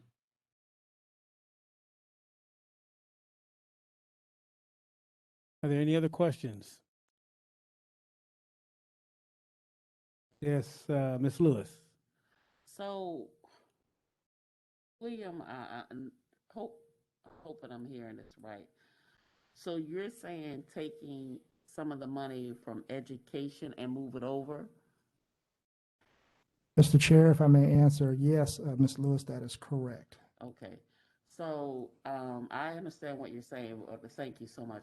But I cannot agree to moving any funds over from education because we're here to help educate the community, and we don't know how many people are in the system waiting on those funds or looking for some assistance when they come through the door from supportive services. So,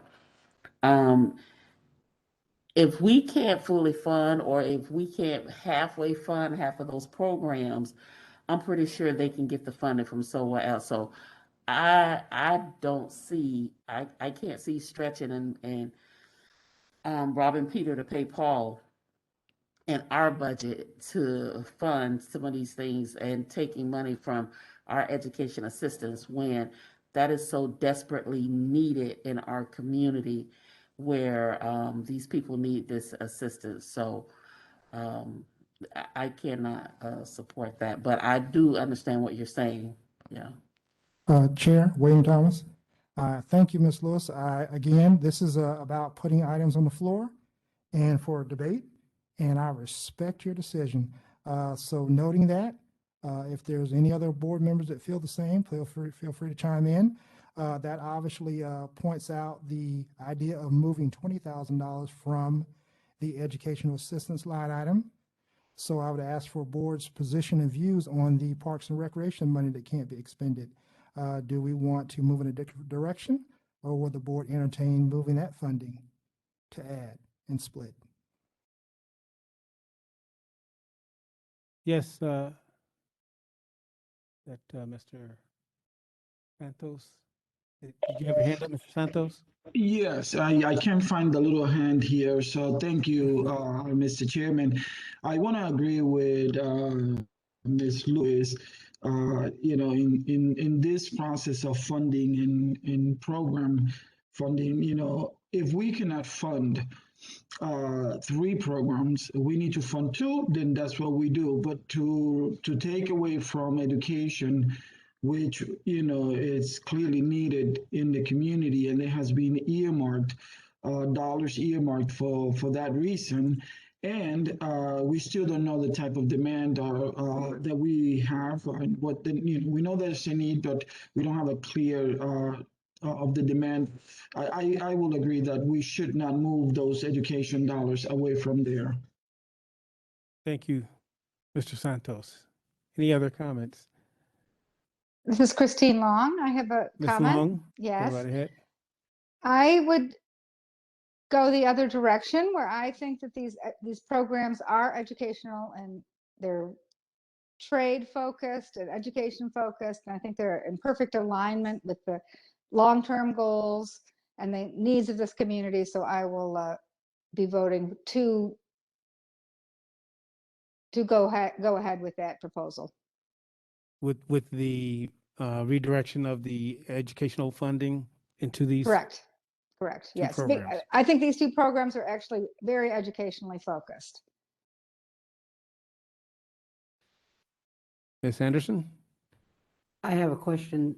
The education funding that Mr. Thomas is talking about, $20,000 that pays for the GEDs and what have you, those are used in certain programs like the FEP program and what have you. Is it just the FEP program, or is it different programs, or? A point of order, Chair. One question. Hold on, Ms. Thomas. Let staff answer. Yes, the Family Empowerment Program, participants can benefit from that program. However, we do have a partnership with the school board of Hillsborough County, so most of our referrals come from them. Actually, all of them, because we have to direct them there in order for us to proceed with determining their eligibility through us. So, yeah. Okay. Mr. Thomas? Yes, point of order, Chair. Just want to note that the clarification was asked by staff regarding the funds being moved from GED or technical training. And I lean more towards the technical training, just a point of a conversation. But again, my intention is to get conversation going. It is at the will of this board, whether we go either direction. I enjoy, I don't like prolonging things, but I enjoy making sure the board has an opportunity to explore different options. And again, I respect my board members. If they decide that this is something they don't want to do, I again am in favor of moving the $20,000. Again, it's at the will of the board. And so far, it sounds like we're moving in the direction of the educational assistance not being pulled. And there are some conversation, which I agree with Ms. Long on, regarding technical training. But again, I want to resort back to the $29,000. If we want to take that 20 off of the table, board majority-wise, I'd like to move forward expeditiously with a few minutes left in this meeting tonight regarding the $29,460 from Parks and Recreation. All righty, if there are no other questions, I will entertain a motion. Now that we are totally confused. No, but from what I understand, and Mr. Thomas, you are willing to rescind your recommendation in terms of pursuing the full amount from GED and tech programs and just rely on the additional funding that is available through recreation, which we know for sure will not be utilized. Okay, I will be voting nay, but again, I respect the board as a whole. It is my understanding there's two comments have been made, one in favor, two opposed. So again, I'm about democracy. So if that's to my position is okay, take the $20,000 off again and consider just the $29,460 from Parks and Recreation to be added to the remaining amount of $29,529 and splitting that between the two entities. But again, I will be making a comment during if someone decides to put a motion out. I'm not making that motion. I'll be making a comment referring my concerns about it being applied to technical program. Okay, so board members, we are at a quandary where we need to make, we can't vote on anything technically. We don't have a quorum. I'm willing to entertain a motion for the sake of acknowledgements and have board members acknowledge their position with a yay or nay, but it will not be considered a vote. So do I have a motion on the table?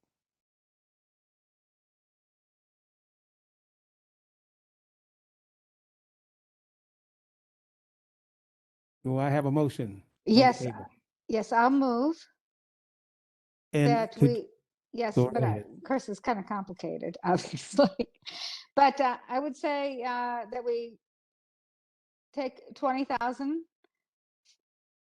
reallocated as well as the current funding. You have to give me the specific amounts, and that those be distributed to the two organizations listed. And Second. and before a second is acknowledged, we need to be crystal clear on the motion. So you're saying that you were motioning to take 20,000, or are you referring to the 29,460 from Parks and Rec? Well, there was 29,000 from Parks and Rec and an additional 20,000. Okay, 29,460 from Parks and Rec. Correct. And the 20,000 from the Educational Assistance Program. Correct. Okay, so for sake of us having the full, is that not correct? Can I? Oh. It would be $49,460 that you're asking for, Ms. Long, to be redirected to the two So I would, Ms. Gillis is motioning that that's not correct. So yes. Ms. Long, also remember the Gillis. 29,000 that was originally allocated for this project. Yes, and the 29,000 that was originally allocated for this project. You're saying in addition to. In addition to.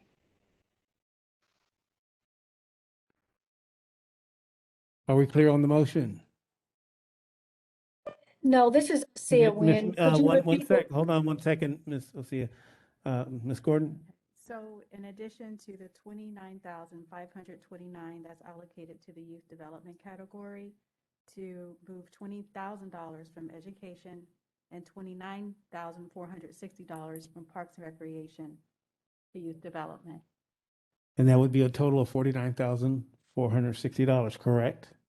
No. Well, that would be a No. total of, That would be a total of $78,989. right, right.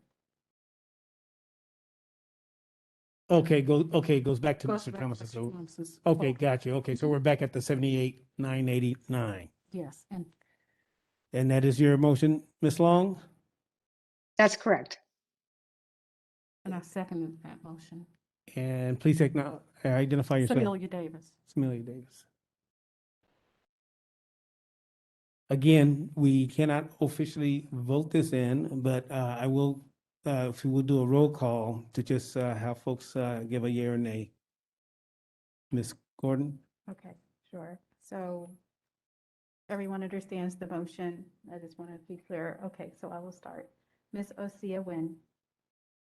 Yes, before we voted, I was just gonna ask because there was some I'm breaks. sorry. Yeah, if we could just repeat the motion, please, so that I can be sure I understand what we're voting for. Yes, ma'am, and please correct me if I get it wrong, Ms. Long, that you're motioning that the funding from the youth programs of $29,529 and the educational assistance of $20,000 and the funds that Parks and Recreation have acknowledged that they will not be able to use of $29,460 for a grand total of $78,989, that funding will be used to benefit and add to the CDC of Tampa Bay's PATH program and BONA 5, that's FIVE for those. No. Okay, that is not correct. Tampa Fresh Feeding Force. Tampa Bay. Feeding Tampa Bay. Okay, correct. Okay, CDC of Tampa and Feeding Tampa Bay Fresh Force. Is that correct? Okay. Yes, and those will be split equally And between those two that 78 organizations. That 78,998 will be split between the two No. equally. Yes. Yes, Correct, correct. Correct? correct. For a total of $39,494.50 each. Correct. Mhm. Yes, that's correct. Okay. So we'll go back to the voting. Do you have any other questions there, Ms. I see Mr. Santos. Go right ahead, Mr. Santos. Yeah, thank you, Mr. Chairman. Just again for clarification, I'm feeling a little, I'm not feeling very confident about this. If we don't have a quorum, How we doing? if we don't have a quorum, what is the purpose of making this? Yes, sir. Thank you, Mr. Santos, and whoever has their phone. Wouldn't it be null and void? Because if for the record we are trying to get comments, then that stays on the records and on the minutes of this meeting. So, asking for, a motion, it's almost like. Thank you, Mr. Santos. The whole point is to ask for a motion of understanding so that we are clear what it is that we're trying to accomplish. Yes, you're correct that we can't vote this in, as I've stated already. And the goal is just to try to get everyone to acknowledge their position on what could be. We will take this back to the executive committee, and they have they are in order to be able to accept or deny the motion. And in the meantime, staff is going to be checking with legal to see what our options are in trying to move this along. That is basically all that there is. This is just acknowledging where everyone stands with this. So with that, I want to go ahead and close the discussion on this and move forward so we can get this taken care of as what I presume was the agreement of everyone. Go ahead, Ms. Gordon. Yes, okay. Ms. Osea Wynn. Yes, yay. Yes. Mr. Chair Joey Henderson. Yay. Raymond Wang. Yay. Kimberly Mitchell. She's not here. Harold Jackson. Yay. Thomas Mortensen. Mr. William Thomas. Chair, I know point of order, and I know you weren't trying to expedite this along, but I just want to make sure we're understanding we are submitting a request to the attorney in social services to allow for a motion without a current quorum. If that is the expectation, then I vote yay. But again, I agree with the consensus of those that we make sure that we are submitting a request, a form of a motion, but understanding that it is at the discretion of the Board of County Commissions and Social Services to attorney to decide if that is valid. Is there a question there, Mr. Thomas? No, Chair, but I vote yay. Thank you for acknowledging accepting my comments, but I vote Thank yay. you. So Mr. Thomas, you voted yay? Yes. Okay, thank you. Yvette Lewis? I abstain. This is, Thank you, Ms. Lewis. abstain because this is an illegal vote. Doesn't make sense to me. Thank you, Ms. Lewis. Thank President you. Hill? I abstain as well because I don't understand the process. Christine Long? Yes.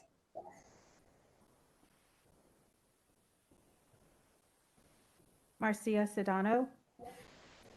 Yes. Santos Morales? I'm going to abstain for lack of due process.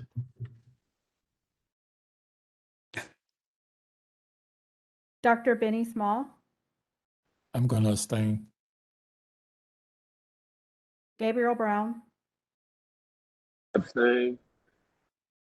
Janine Hargret? She's not here. Regina Gambrell? Regina Gambrell? I just had one question. Is this going to be the only option that we will be voting on tonight? Or would it be broken down in other ways for us to vote on as well? No, ma'am. We're just acknowledging our positions for this right at this point. Okay, I would abstain. Patrick Simmons? Okay, he's not here. Jennifer Anderson? I vote yay. Amelia Davis? Yay. Andrea White? I vote no on the motion of understanding request. Okay. Did I miss anyone? That's everyone. So And so with that count, how many approve of this recommendation? Derek is counting.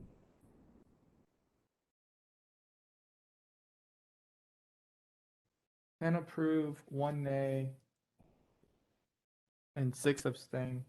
And then the rest of the individuals were absent at this time.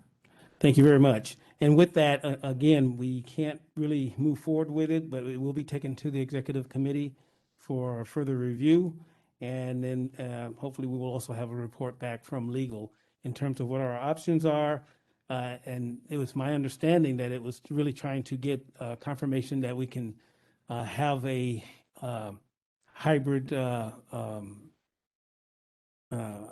vote to be accepted going forward. Beyond just this one vote that we're discussing tonight. So with that, we will go ahead and move forward with Public Information Committee. Marcia Sedano. Yes, good evening, Mr. Chairman, and good evening, Board. I turned the Public Information Committee meeting met on August 6th, and all the scholarships have been mailed out to the universities and the colleges. They have received, they have signed. I'll keep it quickly. I know a few months ago, the committee and the board have wanted to do some type of meet and greet with some of the scholarship recipients, the awardees. If we still want to do that, then we can go ahead and try to do that before or after one of our board meetings within the next few months. That's something that the board would have to agree, and then staff will try to put in do a meet and greet with whichever students that would like to meet with the board and just have like a general conversation dialogue. To be very brief. We also discussed for the months of September and October, we're going to do a deep dive into the application process as well as the interview process for the next fiscal year. So we are going to look at both the new applications as well as the returning the new students and the returning students applications, the questions, whether we need to switch out the questions, do new questions. We have the rubric if we do the interview process. So I do urge if anyone would like to participate in the next Public Information Committee meeting, because that is what we're going to be discussing within like I said, September meeting and October meeting, and bring it up to the board, hopefully for our November meeting. That is, as well as a timeline. That is what we were discussing. We also discussed, we got back from communications department, and a lot of the stuff that has not been updated in terms of communications and our webpage for the Community Action Board has not been updated due to the pandemic and COVID. A lot of other agenda items, take precedence. So they are working with us. They will get to us eventually, but right now there's a lot of changes and a lot of events that they have to post on the website. So they are aware that our changes have to be made to the Community Action Board in terms of like changes with the board members or anything that needs to be updated. They are going to work with with us within the next few weeks, hopefully. But as soon as we get an update, I will let you guys know. And just to keep it quick, we do have some other items that the committee is going to be discussing, but I discussed at our September meeting. And that is my report. If anyone has any questions. Any questions for Ms. Sedano? Okay, Ms. Sedano, I think it would be in order if we could have a opportunity to engage with the students, and hopefully they'll show up and have their screens on so that we can see them and hear from them. I think I personally would enjoy seeing that, and I would hope some of our board members would also welcome that opportunity. Yes, I'm just not sure. I mean, I think that would require, I'm not sure if that would require a vote or just a discussion with the board tonight for staff to make arrangements. I don't think it requires a vote necessarily. And let me just ask, is there any board member who's opposed to having this type of engagement with our students? And I will take your silence as no, Ms. Sedano, we can move forward. And so staff, if you would work with Ms. Sedano and whatever needs to happen to, I don't know if it would be our next meeting or. Most likely our next meeting. We do have to consider there's 64 students who are awarded this year. So if we would have to meet with the Public Information Committee to see how we can make best use of that time, because it can take up an entire board meeting. So how we'll do that, maybe split it up, that has yet to be discussed with the committee. Can we maybe narrow it down to a certain number, maybe like 4 to 8 students to participate? We could figure out how to select, how the method to selecting those students, maybe people who've been in it for years and is about to graduate, or however, we'll look into that with Ms. Marcia. Okay, thank you. All right, thanks very much. Moving on, let's see, Dr. Smalls, Nominations and Membership Committee. Yes, the Nomination and Membership Committee did not meet at this time. I did receive some information from Mrs. Gordon, and what I did is had an opportunity to review each application. It should be noted that there are 2 vacancies at the present time, and the young lady that has applied from the school board, I've had an opportunity to read her application as well as the other individual from our feed in Tampa Bay. What I'll do is be reaching out to them, and there will be a meeting coming up shortly, and I will advise the board members when the date and time of that meeting. Thank you, Dr. Smalls. Let's see.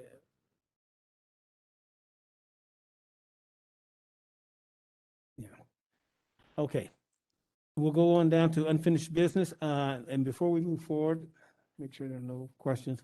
I would like to, are we able to table a couple of items for our next meeting? We could, just depending on what would you like to table? It is your will. I would like to see us table community needs assessment and our CAB member bio highlights. And I know Mr. Simmons is not present, but Ms. Gambrell, we definitely want to hear from you at our next meeting if that is permissible. Yes, I'll add that to the agenda for next month. Thank you. At this time, we will hear from Head Start, a Head Start report.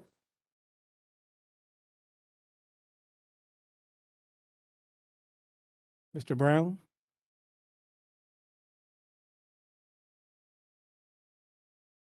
Gabriel, are you on with us?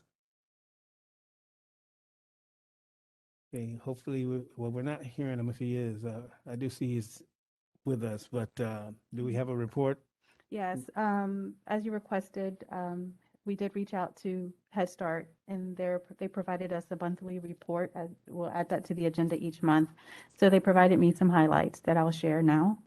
The Hillsborough County Head Start, their early Head Start and Head Start program for 2021 and 2022 applications are being accepted online, and enrollments will be completed virtually or with minimal face-to-face interaction. The Head Start program remains dedicated as a program to have a culture of safety at all centers. It's their primary goal to keep your child safe while in their care and to adhere to safety measures. With this, Head Start opened on August 10th, 2021, with e-learning and deferred face-to-face learning until September 8th, 2021. Head Start, they're also, during their parent meeting, in this month's parent meeting, the case managers will discuss the importance of mask wearing as well as informing the parents of the various vaccination locations in Hillsborough County. And that's all that they provided. Thank you, Ms. Gordon. Let us jump down to, let's see, we discussed the agency proposals already, correct? Were those proposals? Yes, we discussed. Okay. And board vacancies, Dr. Smalls, did we have board vacancies? It was my understanding it's 2. Mm-hmm. Correct. Is there 2 more that I don't know about? No, there are 2. Oh, okay, that's what I thought. Thank you. Okay. And then also, just to jump back a little bit to nominations and membership committee, just to remind everyone, we have 3 individuals who action is required. And again, we need to have a quorum in order to make this happen. Let's see, Ferlita, could you give us those individuals and what needs to happen with their Yes. nominations? Miss Felita Lewis with the superintendent, the school board of Hillsborough County Superintendent Office. And then Derek, correct me. Rachel Thomas. Yeah, with Feeding Tampa Bay. We need their vote. We need a vote for those 2 from the board. And with and the vote is that they be moved on to BOCC for. They've been approved by the BOCC, so we just need to seat them. Miss Lewis has. Okay, maybe Derek could speak more to that than I. Okay. He has more information. Okay, so good evening, board. Regarding the vacancies, Ms. Lewis has been approved by the BOCC, so it would be a vote from the board, Community Action Board, on seating her. Regarding Ms. Thomas from Feeding Tampa Bay, she has not been requested by the Community Action Board to be moved forward to the BOCC for consideration, and would also need a vote for approval. So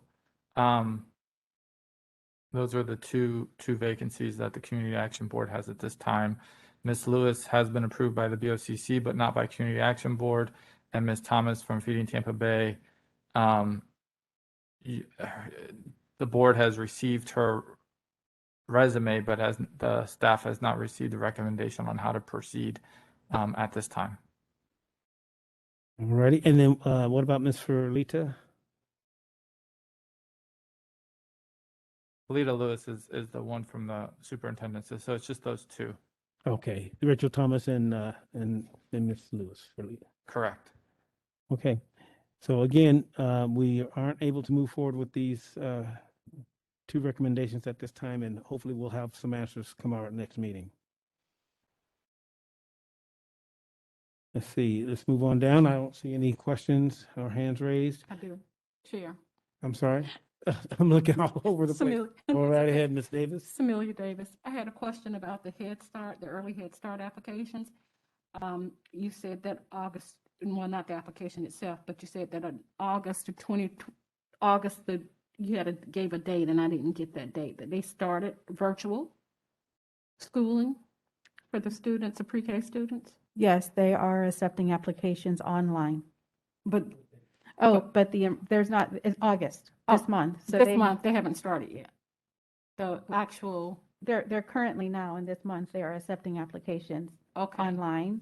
And enrollments will be completed virtually or with minimal face-to-face interaction.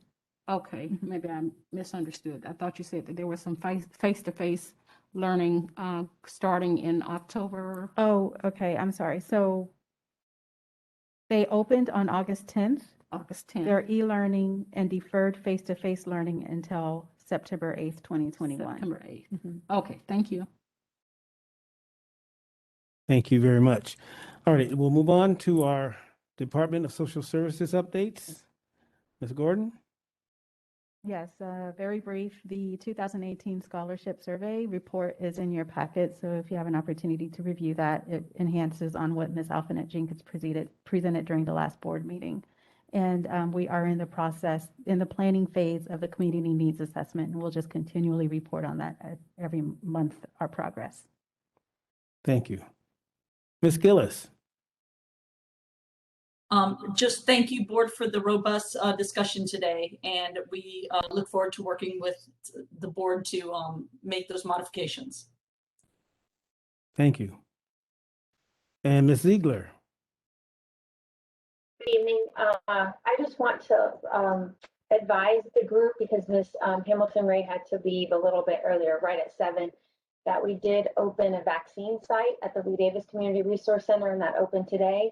And that is open 7 days a week, and we'll be leaving that open for 30 days and maybe up to 60 days, so that everyone that comes to get their vaccine has the opportunity to come back and get their second vaccine. Mr. Henderson, the only other thing I had to update you on is you had asked Ms. Gordon to, I'm looking at the hands clapping, thank you, Ms. Gambrell. You had asked Ms. Gordon if we could provide an update on the COVID mask directive from our county administrator and county buildings.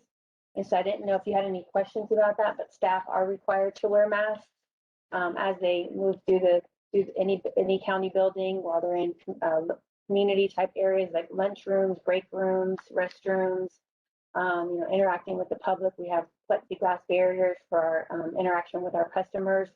And we do allow staff to remove their mask if they're in an area working independently and feel comfortable enough to do so. They can certainly leave it on at all times. The mask requirement does extend to any visitors of county facilities. In particular, we're thinking, people that are not able to get vaccinated, such as children. We deal with vulnerable populations, such as our senior community. So, we're strongly recommending and enforcing those rules, and we do have signage posted. So other than that, it's a little self-explanatory, but if you had any specific questions, I could answer those based on the directive or look into them further for you. Thank you, Ms. Ziegler, for that clarification. And then once again, the vaccine site is opened up at Lee Davis, did you say? Yep, it sure is. Awesome. Thank you. Again, I would like to table the biography highlights, so save your notes there, Ms. Gambrell. We're going to be hearing from you. I would also like to table the good of the order, that if you happen to have something that you feel that the board members need to know about, by all means, send that to Mr. Guida, and he will get that out to us immediately. With that, our next CAB meeting is scheduled for Thursday, September 23rd at 5 p.m. The location is going to be hybrid here at the county building at the 18th floor once again, and hybrid. September, September 30th? Go ahead. Yes, yeah, the board meeting That's is September 30th, correct, because our communications team, there was a conflict. So the alternate date was September 30th at 5. So it's September 30th. And is that a Thursday as well? Yes, Mr. Henderson, that is the 5th Thursday of the month. 5th Thursday of the month. Lucky 5 Thursday. Okay. And again, once again, take a look at the upcoming conferences. I believe there's still time to register and participate. If you've not been to one before, I assure you, it really opens up your eyes with regards to community action. With that, I want to thank you all for your diligence and your indulgence. And as Ms. Gillis says, for the robust conversation. And hopefully we will have some better information to be able to help us move forward and make some much needed decisions. With that, it is now 7:25. We did get a late start and we're ending late. This meeting is adjourned. Good night.